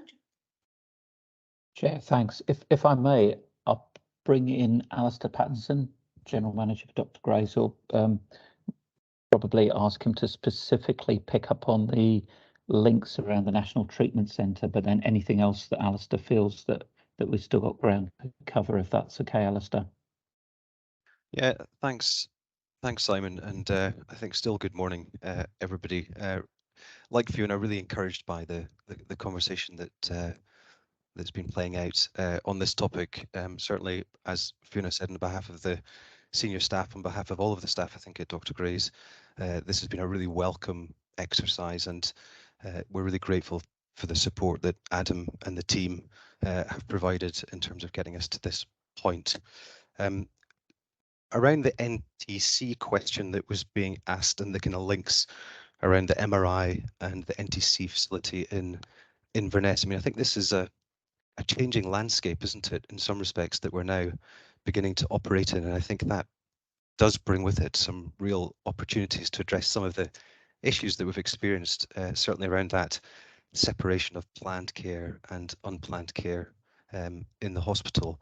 And we've developed already some really close working relationships and some good interaction with our colleagues from the NTC in Highland around orthopaedics pathways in particular. So active networking, I guess, ongoing to try and further future-proof and plan some of those services, and a real recognition, I think, in relation to the workforce challenge that I think everybody might have anticipated becoming a reality as a consequence of some of these developments, given the need for NTC and NHS Highland and NHS Grampian to be, in essence, kind of fishing from the same pool of staff, but a really kind of collaborative approach, I would say, emerging in relation to the conversations happening around how we furnish both of our requirements and interests in relation to all of that. So some really positive developments started,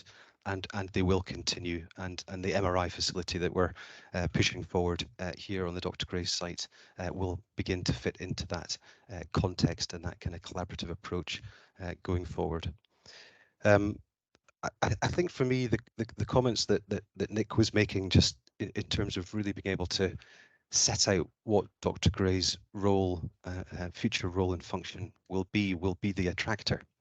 And I think we've kind of shifted the narrative that's been, I think we probably all agree, somewhat negative in terms of Dr. Gray's and the issues that have kind of been prevailing over the course of the last few years with the development of Model 6, as Fiona was alluding to. And I think if we overlay that with this strategic intent and some real support and resource in relation to developing and delivering the implementation plan, I think that really starts to give people trust and confidence that there is a positive and vibrant future, and a future within which they could start to deliver excellent services, but also start to deliver a very positive career, if you like, going forward. So I'm really encouraged by all of this work and the support that we've been given so far, and I think it does reflect and resonate very clearly with some of the anxieties and some of the issues, but also some of the opportunity and positivity that the staff have up here at Dr. Gray's in terms of how they foresee its future and their own future therein. So Simon, happy to answer any other questions if I've missed any, but just thank you all for your time and contribution. Thanks, Alistair. That's really helpful. Chair, if I could just bring in Stuart Faulkner around kind of maybe giving some views on recruitment and retention kind of strategies as part of this overall strategy, and anything else that Stuart wants to cover that hasn't been answered so far. Thanks, Simon. Okay, Stuart. Thanks, Simon. Thanks, Chair. So the overall engagement from a staff side and partnership perspective has been fantastic with this. Staff really feel involved and empowered in on scoping out the future for Dr. Gray's. I think there's a great deal of excitement from staff that if we're to develop these networked models, that with it brings future training prospects for them, because quite often when you look at the nursing workforce, we feel as though you're stuck in a rut, you can't move, there's limited development opportunities, but there's a real excitement now that actually that there's going to be the opportunity for that to develop. So just thanks again to the whole team for their engagement in it. Thanks. Brilliant, thanks, Chair. Chair, if I may, shall I just try and kind of wrap up on any areas that I think? Well, just before you do that, Simon, is everyone feel their questions have been answered? Is there anyone who would like further clarification? Just indicate now if so. No, that's a good job by the team then, Simon. Thank you. I'll leave you to wrap up then, please. Thanks. No, excellent team. Thank you. So I think that relationship with others that can help us, because this has kind of felt like a long-term intractable issue. So we're on the right path. We've got a really good focus and spotlight on Dr. Gray's on Murray. So Scottish Government involvement around the maternity services. National Education Scotland sit on our joint programme board for maternity services that I co-chair with my counterpart in Highland, and we're talking about the wider Dr. Gray strategy. So we had 2 folk from there sitting on our joint programme board yesterday. So I think they're starting to be well hooked into this work. I think it's already been said, what will the strategy change? I think it gives that real focus, that impetus to develop strategy, give clarity, give a direction of travel. The plan inevitably will change over time because other external factors will change. There'll be new technological advances, etc. That always happens across health and care services. But I think it does give us a map. And if it's due north we need to be heading for, we're finding our way towards that. And that for me is a real positive and powerful thing. I think the recruitment strategies that we're developing, and Stuart Humphrey with his counterpart in Highland, Ruth Fry, are putting together in terms of the package of what would it look like to do something very different around recruitment. I think off the back of that, we'll be able to learn, and we'll be able to think about how we can change our tactics for Dr. Gray's. But I think the strategic work and having an implementation plan will give that confidence, and success will breed success in terms of recruitment. What's our plan B? I think we're already at plan B for some specialities. So, we can't keep chasing unicorns in terms of staff that we're trying to recruit permanently, that we've been trying for years. And I think that's the bit that Stuart was just, I think, articulating that excitement from other members of the multidisciplinary team. And we need to think about those broader, wider roles, and that involves education, training, NES, and so on. But I think we need to be starting that work now. Can't wait, because I think we know where we've not been able to recruit, and we're probably unlikely to get full teams in the future. So we need to think about how we use everybody's skills around this and the use of technology, etc., to implement that. I think the kind of locus of control sits with NHS Grampian for Dr. Gray's. That's still an absolute responsibility, in the same way that what goes on in ARI is a responsibility of NHS Grampian. But I think that part of that networking is us making informed decisions about how we can create more capacity and resilience and sustainability by working with partners. I don't think that's about losing control. I think that's about how we just do collaborative work outside of our traditional boundaries. But we need to absolutely make sure the board continues to be cited on this. And I'd like to propose, obviously, Chair, that we would bring regular updates beyond the implementation plan, because I think that will give assurance and confidence to the board about what's happening in the Murray end of the patch. Thank you. Thank you, Simon, and thank you to the whole team for all your comments and answers to questions as raised this morning as well, and for the work on the strategy over a long period of time. That's very much appreciated. You talked there about the responsibility of NHS Grampian. I think the questions and comments made by board members this morning show a recognition and of that responsibility, and a determination to work together to push the strategy forward in the best way. So thank you very much to everybody for their comments on this as well. Yes, we obviously got the implementation plan coming later in April. So within that, I think there'll be a call for recommendations that we do have stages of papers coming forward after that point. But for today, we have recommendations that we're asked to agree. Firstly, to agree the strategic direction for Dr. Gray's Hospital outlined in Appendix 1, building on the strategic intent described through people, place and pathways in our plan for the future. to acknowledge that the new Population Health Board Committee critically reviewed the engagement work undertaken in preparation of the strategic themes, to agree that the board will receive an implementation plan and the associated governance and insurance arrangements at their April 23 meeting, and to agree that the implementation plan will be developed through engagement with the community and colleagues, further testing the ideas and approach for the delivery for Dr. Gray's Hospital. Can we agree those 4 recommendations, please? If you disagree, can you indicate? No one has indicated, therefore we've agreed those 4 recommendations. Thank you very much again to Simon and the whole team for all the work involved here. Thank you. And also very conscious that we've now been working for a very long time, and everyone, in particular our minute takers, will need a comfort break before moving on. I appreciate the work they're doing behind the scenes as well.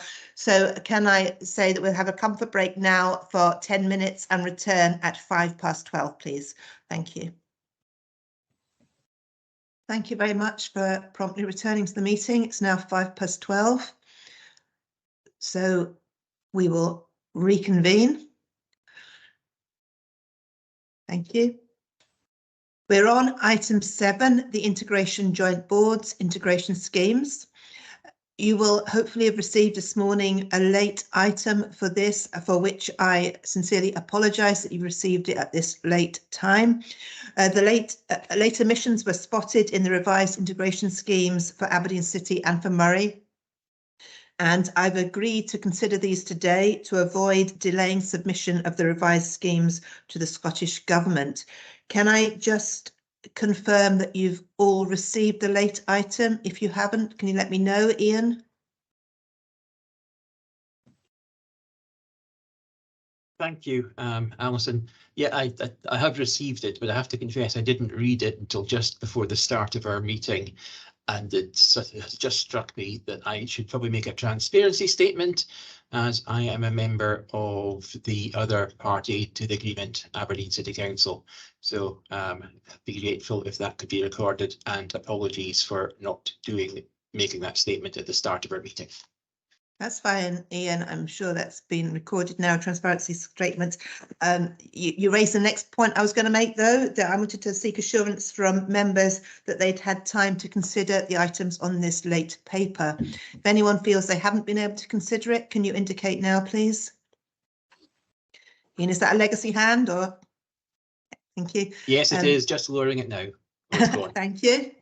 So thank you very much then for giving late consideration to this item then. Thank you. With that, I will pass on to Alison MacLeod, who's going to lead us through this paper, please. Alison. Thank you very much. Can you hear me okay? Yes, we can. Thank you, Alison. Thank you. So this paper is in relation to Aberdeen City Integration Scheme, which is due to be refreshed by the end of March and needs to go to Scottish Ministers for approval first. Hence the reason it's here today. And it's also due to be considered by the Aberdeen City Council meeting on the 22nd of February. The key changes are noted at section 2.3 of the report in relation to the inclusion of the whistleblowing policy and delegated authority for delivery of mental health services, although we have noted in the finance section that the budget for mental health services is not delegated as yet.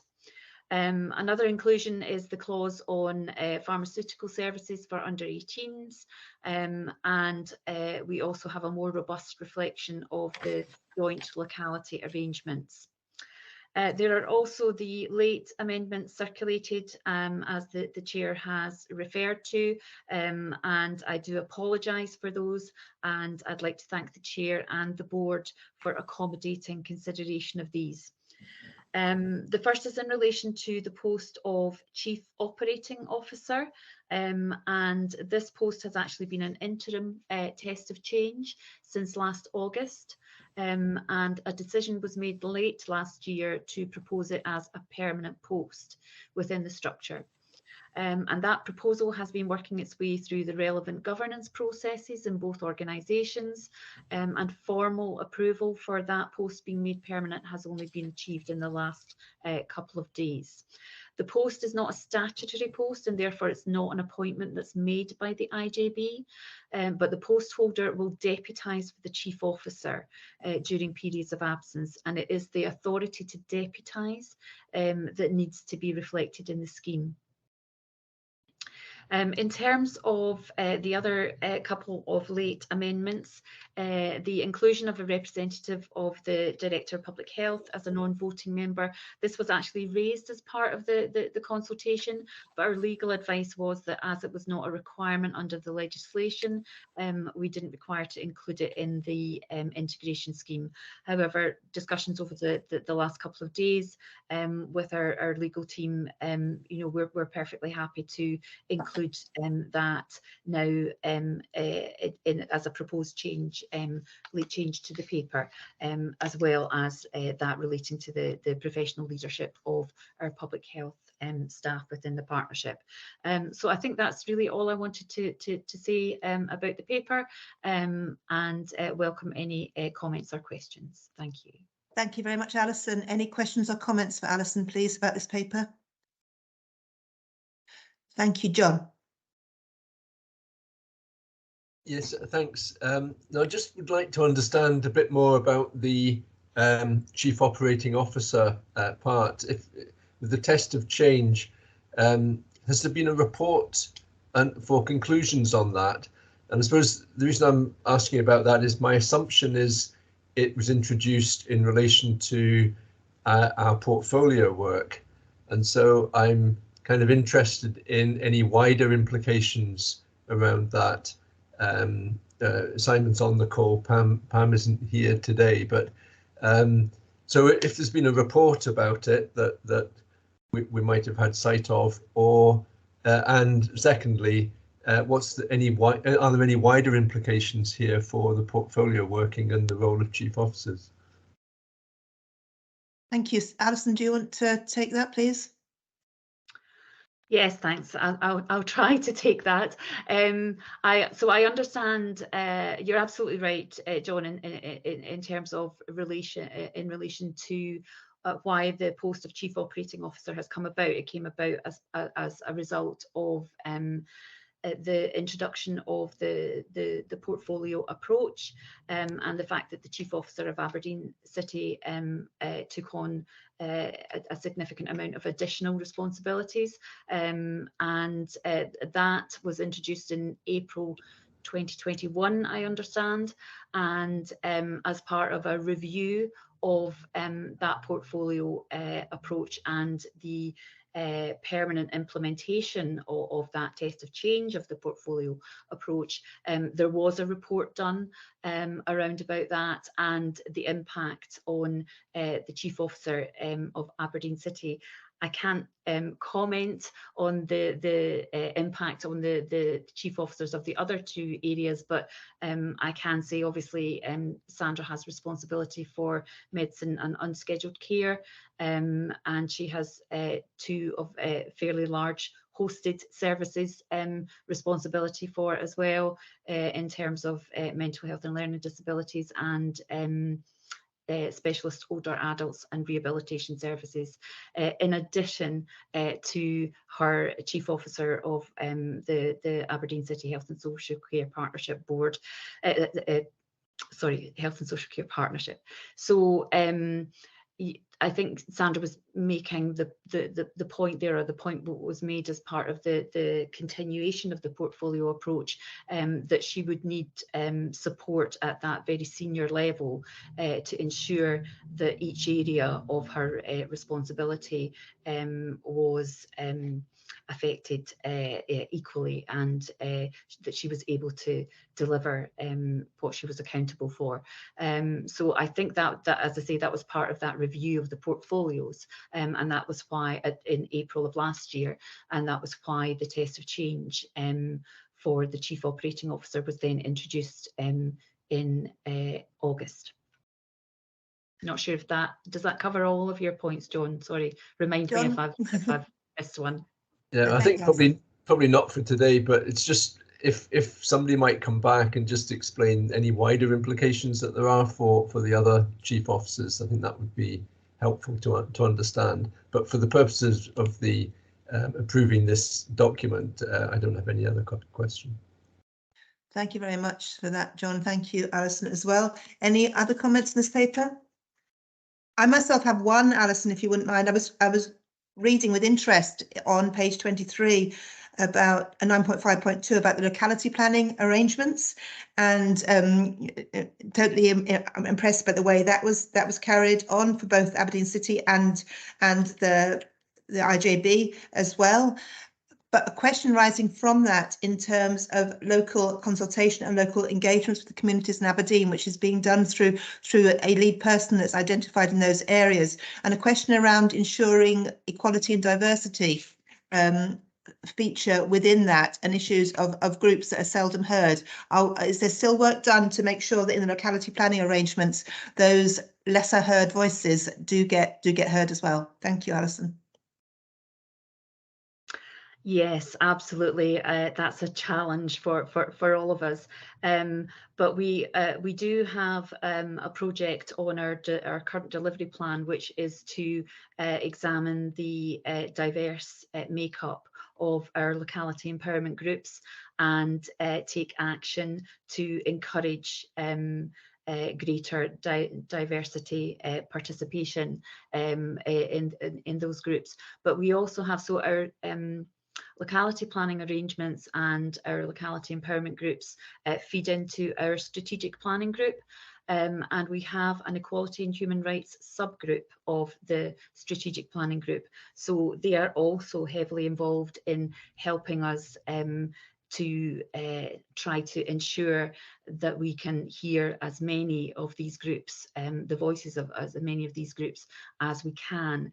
And on our equality and human rights subgroup, we have a range of representative groups there. So GREC is there, the Scottish Council for Refugees is there, we've got faith groups, we've got 4 pillars in terms of LGBTQ plus, so they are helping us. And I think where we're at now is that we may not be able to encourage all of these groups to come and join our locality empowerment groups, and what we might need to do is flip that and make sure that we go out to where these people are comfortable meeting. So existing groups that are already within the community of Aberdeen City or the various communities within Aberdeen City, that we should be going out and engaging with them where they're comfortable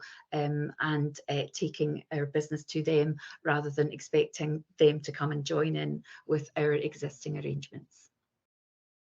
Thank you very much for that, Alison. That's very reassuring. Thank you. I can't see any other indications of people wanting to come in. So we have the amended recommendation that was sent out this morning. The board is asked to endorse the Aberdeen City Integration Scheme, including the late addition of a new paragraph 10.11, establishing the post of Chief Operating Officer, and the amended wording in paragraphs 3.6, 9.6.2 and 9.6.4, reflecting the role of public health on the IJB for submission to Scottish ministers. Are we happy to agree the recommendation? If you disagree, can you indicate now? No, thank you. So the recommendations on that paper are accepted. Thank you. And then we turn, thank you, to Murray IJB, and Simon is going to talk us through this paper. Thank you, Simon. Thank you, Chair. So the paper in front of you, in a similar vein to Aberdeen City, is about an update to the scheme. But what's really important is the board, in signing this off, is agreeing with what it agreed in principle a few months ago, which is around the delegation of children's services, so children's social work, criminal justice, etc., into the IJB, which clearly has implications not only for the IJB, but for both partners in terms of the council and the health board, in terms of that beginning to be shared responsibility around service delivery, but also the finances. So this is an opportunity for the board to continue to agree with that and endorse that earlier kind of direction of travel, or not. So it's just highlighting that really important kind of final decision in terms of sign off of the Murray scheme is signing off effectively a scheme that will be put to Parliament that seeks that delegation of children's services. The scheme of integration, the revised scheme, has already been to the Murray IJB last week on Thursday and was approved. And the full Murray Council meeting has been happening in parallel to this board meeting this morning. And a colleague has gone to that meeting to present the paper, and the council have approved the scheme of integration. I have asked that we seek some further guidance from COSLA around practitioner kind of frameworks, in effect, and understand why that would be around the kind of council continuing responsibility for children's services, but direction being given through the IJB. So I think there was a bit of discussion around some of those points, but in principle has now approved that. So it's for this board as the final partner to hopefully approve. In terms of the late paper, apologies again from Murray. So we had missed the role of the directors of public health. So those two sentences that are in the paper that appear at 9.6.2 and 9.6.4, those sentences were already in around the executive nurse director and medical director, but did not include the phrase directors of public health. So, but those are additions that we will need to make before we put in that final submission. In terms of process, that was relayed to the council meeting this morning, and I will seek our IJB chair's permission to make those minor amendments from an IJB perspective. So we'll make sure that the governance is all tied up around that before we do any final submission to Scottish Government. Thank you very much, Simon. Thank you. Dennis, please. Thank you, Chair. And it really is just to endorse the fact that this did come to the Murray IJB, and a full and frank discussion was did take place with regard to this, and it was duly approved. And so it was actually just to give the assurance to this board that it has been fully discussed and endorsed by Murray IJB. Thank you. Thank you very much for the clarification, Dennis. Any further comments or questions on this paper, please? No. So we had the recommendation to endorse the Murray integration scheme for submission to Scottish ministers, with the later amendment to the integration scheme confirming the professional leadership arrangements within Murray IJB for public health practitioners as outlined on the late item issued this morning. Can we agree the recommendations, please? Anyone who disagrees, please indicate. No, so the recommendations there are agreed. Thank you very much, and thank you to all the teams involved in the preparation of both those papers. Thank you. Right, moving on then to item 8, the Forum and Integration Joint Boards reports. First of all, we have 8.1, the Area Clinical Forum. I'll turn to Kim, please, to talk us through this, please. Kim. Thank you, Chair. Just a brief couple of points. We had a really busy meeting in January, actually, with lots of guests to the committee and lots of discussion around the plan for the future, which we've had this morning, around the winter response. And we're now having regular weekly meetings with the Chief Executive, Medical Nursing Director, to keep the Area Clinical Forum informed and to share information. So that's been really, really useful. And then we had Alex to discuss the financial position, but limited time left to discuss any of the issues from the different professional groups. But the main theme that was coming up again is workforce challenges, but for varying reasons, some around recruitment, but some around particular challenge with healthcare science around funding for specific scientific training programs, which has been reduced overall. But that's really all that I have to say from Area Clinical Forum point of view. Welcome any questions. Yeah, thank you, Kim. Well, just to say that I welcome the comments at the bottom of the page about the board programme being aligned, and so you can feed in to comment on the board programme. I think that's a really important step as we move forward. So thank you for including that bit in your report. Comments from John, Luann and Tom. So John first, please. Thank you. Just very quickly, just very much welcome the way that the ACF seems to be more integrated into the system, and so would like to commend Adam and Kim and Caroline for the steps that have been taken in that. Thank you. Thank you very much for that, John. Thank you. Tom, please. Yeah, thanks, Kim, and thank you, Chair. Just to really, just a quick sense check of something around the healthcare scientist training funding. I think from an earlier ACF that related to national funding for training and the impact that's having locally, if I remember correctly. I guess the other thing just to say to colleagues, and thanks, Kim, for the summary of the workforce issues. If colleagues are wanting to know, I think we recognise all of those things. What's actually happening in the system around those? The workforce plan certainly has quite a few of those, referenced. Those issues referenced in it, and also detail of the approaches we're taking. So I won't go into those in any detail now, but just having had a quick check myself today, a number of those things are actually addressed and focuses within the workforce plan. Thank you, Tom. And Luann, please. Hi, just on the healthcare scientist part, sorry, I missed the last bit that Tom just said there, but I just wanted assurance that there's a group that's actively looking at that and managing that risk for NHS Grampian. That seems quite significant for us, considering the role they have in our flow in our hospitals. Thank you. Could someone, Kim, do you want to come Yeah, back on I was just that? going to say, Tom is right. It is a national funding. It's not local funding for this course, and they do have to have enough applicants to keep the course running, which is also a bit of a challenge for it. But I'm not aware of there being any movement on this. I think it is still quite at risk, and there's a lot of at-risk professions within healthcare science. But Tom may know a little bit more. Thank you, Tom. Can we turn back to you, please? I don't on the specifics. I suspect that it's a topic of discussion that is probably relevant to the Clinical Professional Directors Forum. I don't know if Nick would have a view on that. I was aware, though, from the discussion at ACF a couple of meetings previously that there had been this change to the allocation, or maybe it's the number of training places that are seeking to support nationally, and therefore the impact that has on the distribution of funding. So I suppose if it's not on the risk register already, one would hope that it is being added by healthcare science colleagues to that, so it can be tracked through. But Nick will probably have a view, I'm sure. I've got Adam and Nick both able to comment on this, so I'll turn to Adam first since he indicated first, and then Nick. Thank you, Adam. Yeah, sorry, Alison. I was just going to add a slightly related comment, but if Nick wants to answer that bit first, and then I'll just make the slightly broader comment. Thank you, Nick.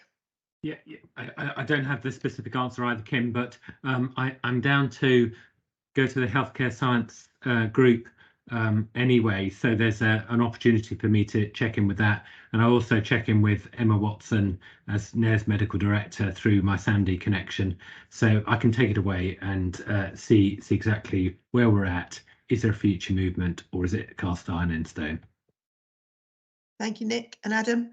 Yeah, thanks so much, Alison. Yeah, just as Kim said, the healthcare scientists are under some risk as a group of professions. I think there's some, I make it up, 50 odd sort of subspecialties in healthcare sciences, and lots of them are very small numbers, 2s and 3s, so they have a real fragility in delivery. And I put my hand up just to remind everyone that, sorry, maybe not remind everyone, inform people, certainly all the executives would be aware. Alan Gray led a bit of work for us maybe 18 months or 2 years ago about a sustainable model for healthcare scientists. So I'm not quite sure where that's sitting, but we can make sure how, as an organisation, we're working with that, and alongside Vicky, who represents the healthcare scientists, just to see if there are things we can do against that broader picture that Tom and Kim and others have been describing. So it was just to mention that bit of work that Alan had led. Thank you very much, Adam. Shows the importance of being raised at this board meeting as well, doesn't it? So thank you for that. Thank you, Kim. Any final comments? Kim? No, okay. Thank you. We're asked to note this report. Can we agree to note it, please? No one's dissented, so we note the report from the Area Economical Forum. Thank you. Then 8.2, the Grampian Area Partnership Forum. Stephen, please. Thank you, Alison. Colleagues, you've got the report that was submitted. I suppose, as we discussed at some length much earlier in this morning's board meeting, your GAP had a special meeting yesterday, as you know, in connection to the system pressures and the impact on the well-being of staff. So I'm not going to repeat what was said earlier on. I guess it's just for colleagues to note that those steps sort of occurred after the submission of this report, which in the traditional style is the sort of summary of the range of issues that have been considered and discussed at Grampian Area Partnership Forum in the previous 2 months. So happy to take any questions that colleagues may have. Thank you. Thank you, Stephen. Any questions or comments on this report, please? Tom, please. Thanks, Chair. Just really to supplement the report, because since it was submitted and that GAPF took place, the Health and Safety Executive have listed the improvement notices that were placed on NHS Grampian last year around prevention and management of violence and aggression. And I guess it's important to just put on record here, huge thanks to all colleagues who've been involved in that and improving our position on that, and both in terms of the corporate position, but also within the areas that were affected, and hopefully that stands in good stead for the future. Thank you very much, Tom. Thank you for that, and thank you for the ongoing work on this area as well. Thank you. Any further comments? Can we agree to note this paper as well then, please? Anyone who dissents, please let me know. No, so paper noted. Thank you. Then we have the reports on the integration joint boards. Who's leading on? Sorry, we're leading on this paper. Happy to, Chair. Thank you, Simon.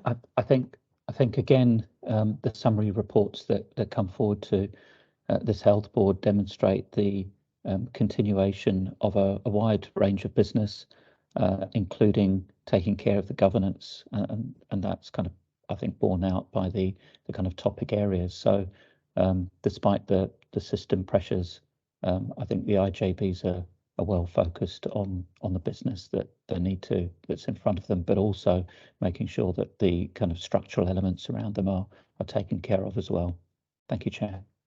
Thank you very much, Simon. Any questions or comments, please? Luann? Thank you. Just an observation really from me, and I say this as Chair of Aberdeen IGB. It looks, to the way the reports are structured, they look back on the minutes of the most recently approved meetings, and I just wonder if there's any way we could be looking at a more up-to-date summary of what's been going on. Just particularly noticing in this meeting, there's not really an update from Aberdeen because of the timings of meetings, and just wondered, are these templates nationally set, or is that something we can adapt ourselves so that we're getting a more current, up-to-date picture of the work around the IJBs? Thank you, Luann. That's a very helpful comment. Simon, I don't know if you're able to respond to that. Yeah, no, happy to. There's nothing that's nationally set around this, so it's in our gift. I think we would need to have that discussion with the IJB chairs in terms of, I guess, publishing business ahead of approved minutes, but there must be a way around that in terms of capturing themes. So I can certainly pick that one up. Okay, thank you. So that's something to be followed up elsewhere. Thanks very much for that, Simon. I can't see any other comments in this paper, so can we agree the integration joint board reports? Oh, it's not agree them, note them. Note the reports, please. Thank you. Those papers are noted. And then we have the approved committee forum and IJB minutes from 2022. I'll just go through them quickly, and can you indicate if you want to make a comment on any of them, please? We have the Audit and Risk Committee of the 18th of October. We have the Endowment Committee of the 30th of September. We have the Performance Assurance, Finance and Infrastructure paper from the 19th of October. And the Staff Governance Committee from the 5th of October. Thank you. Then we have the forums, the area clinical forum for the 2nd of November. Any comments?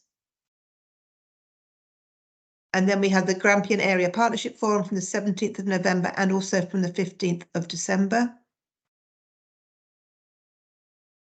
No comments, thank you. And then the Integration Joint Boards, we have the Aberdeenshire IJB from the 12th of October. And we have the Murray IJB from the 29th of September. Thank you. No comments on those papers. Thanks very much for that. Item 10 then is any other business. I have nothing, no other business has been intimated to me. Thank you. No other business then. The date of our next meeting is Thursday, the 6th of April 2023. I look forward to seeing you at that. Thank you very much. Remind board members of a closed meeting, but I'll bring this meeting now to a close. Thank you very much for attendance and contributions from everybody. Thank you.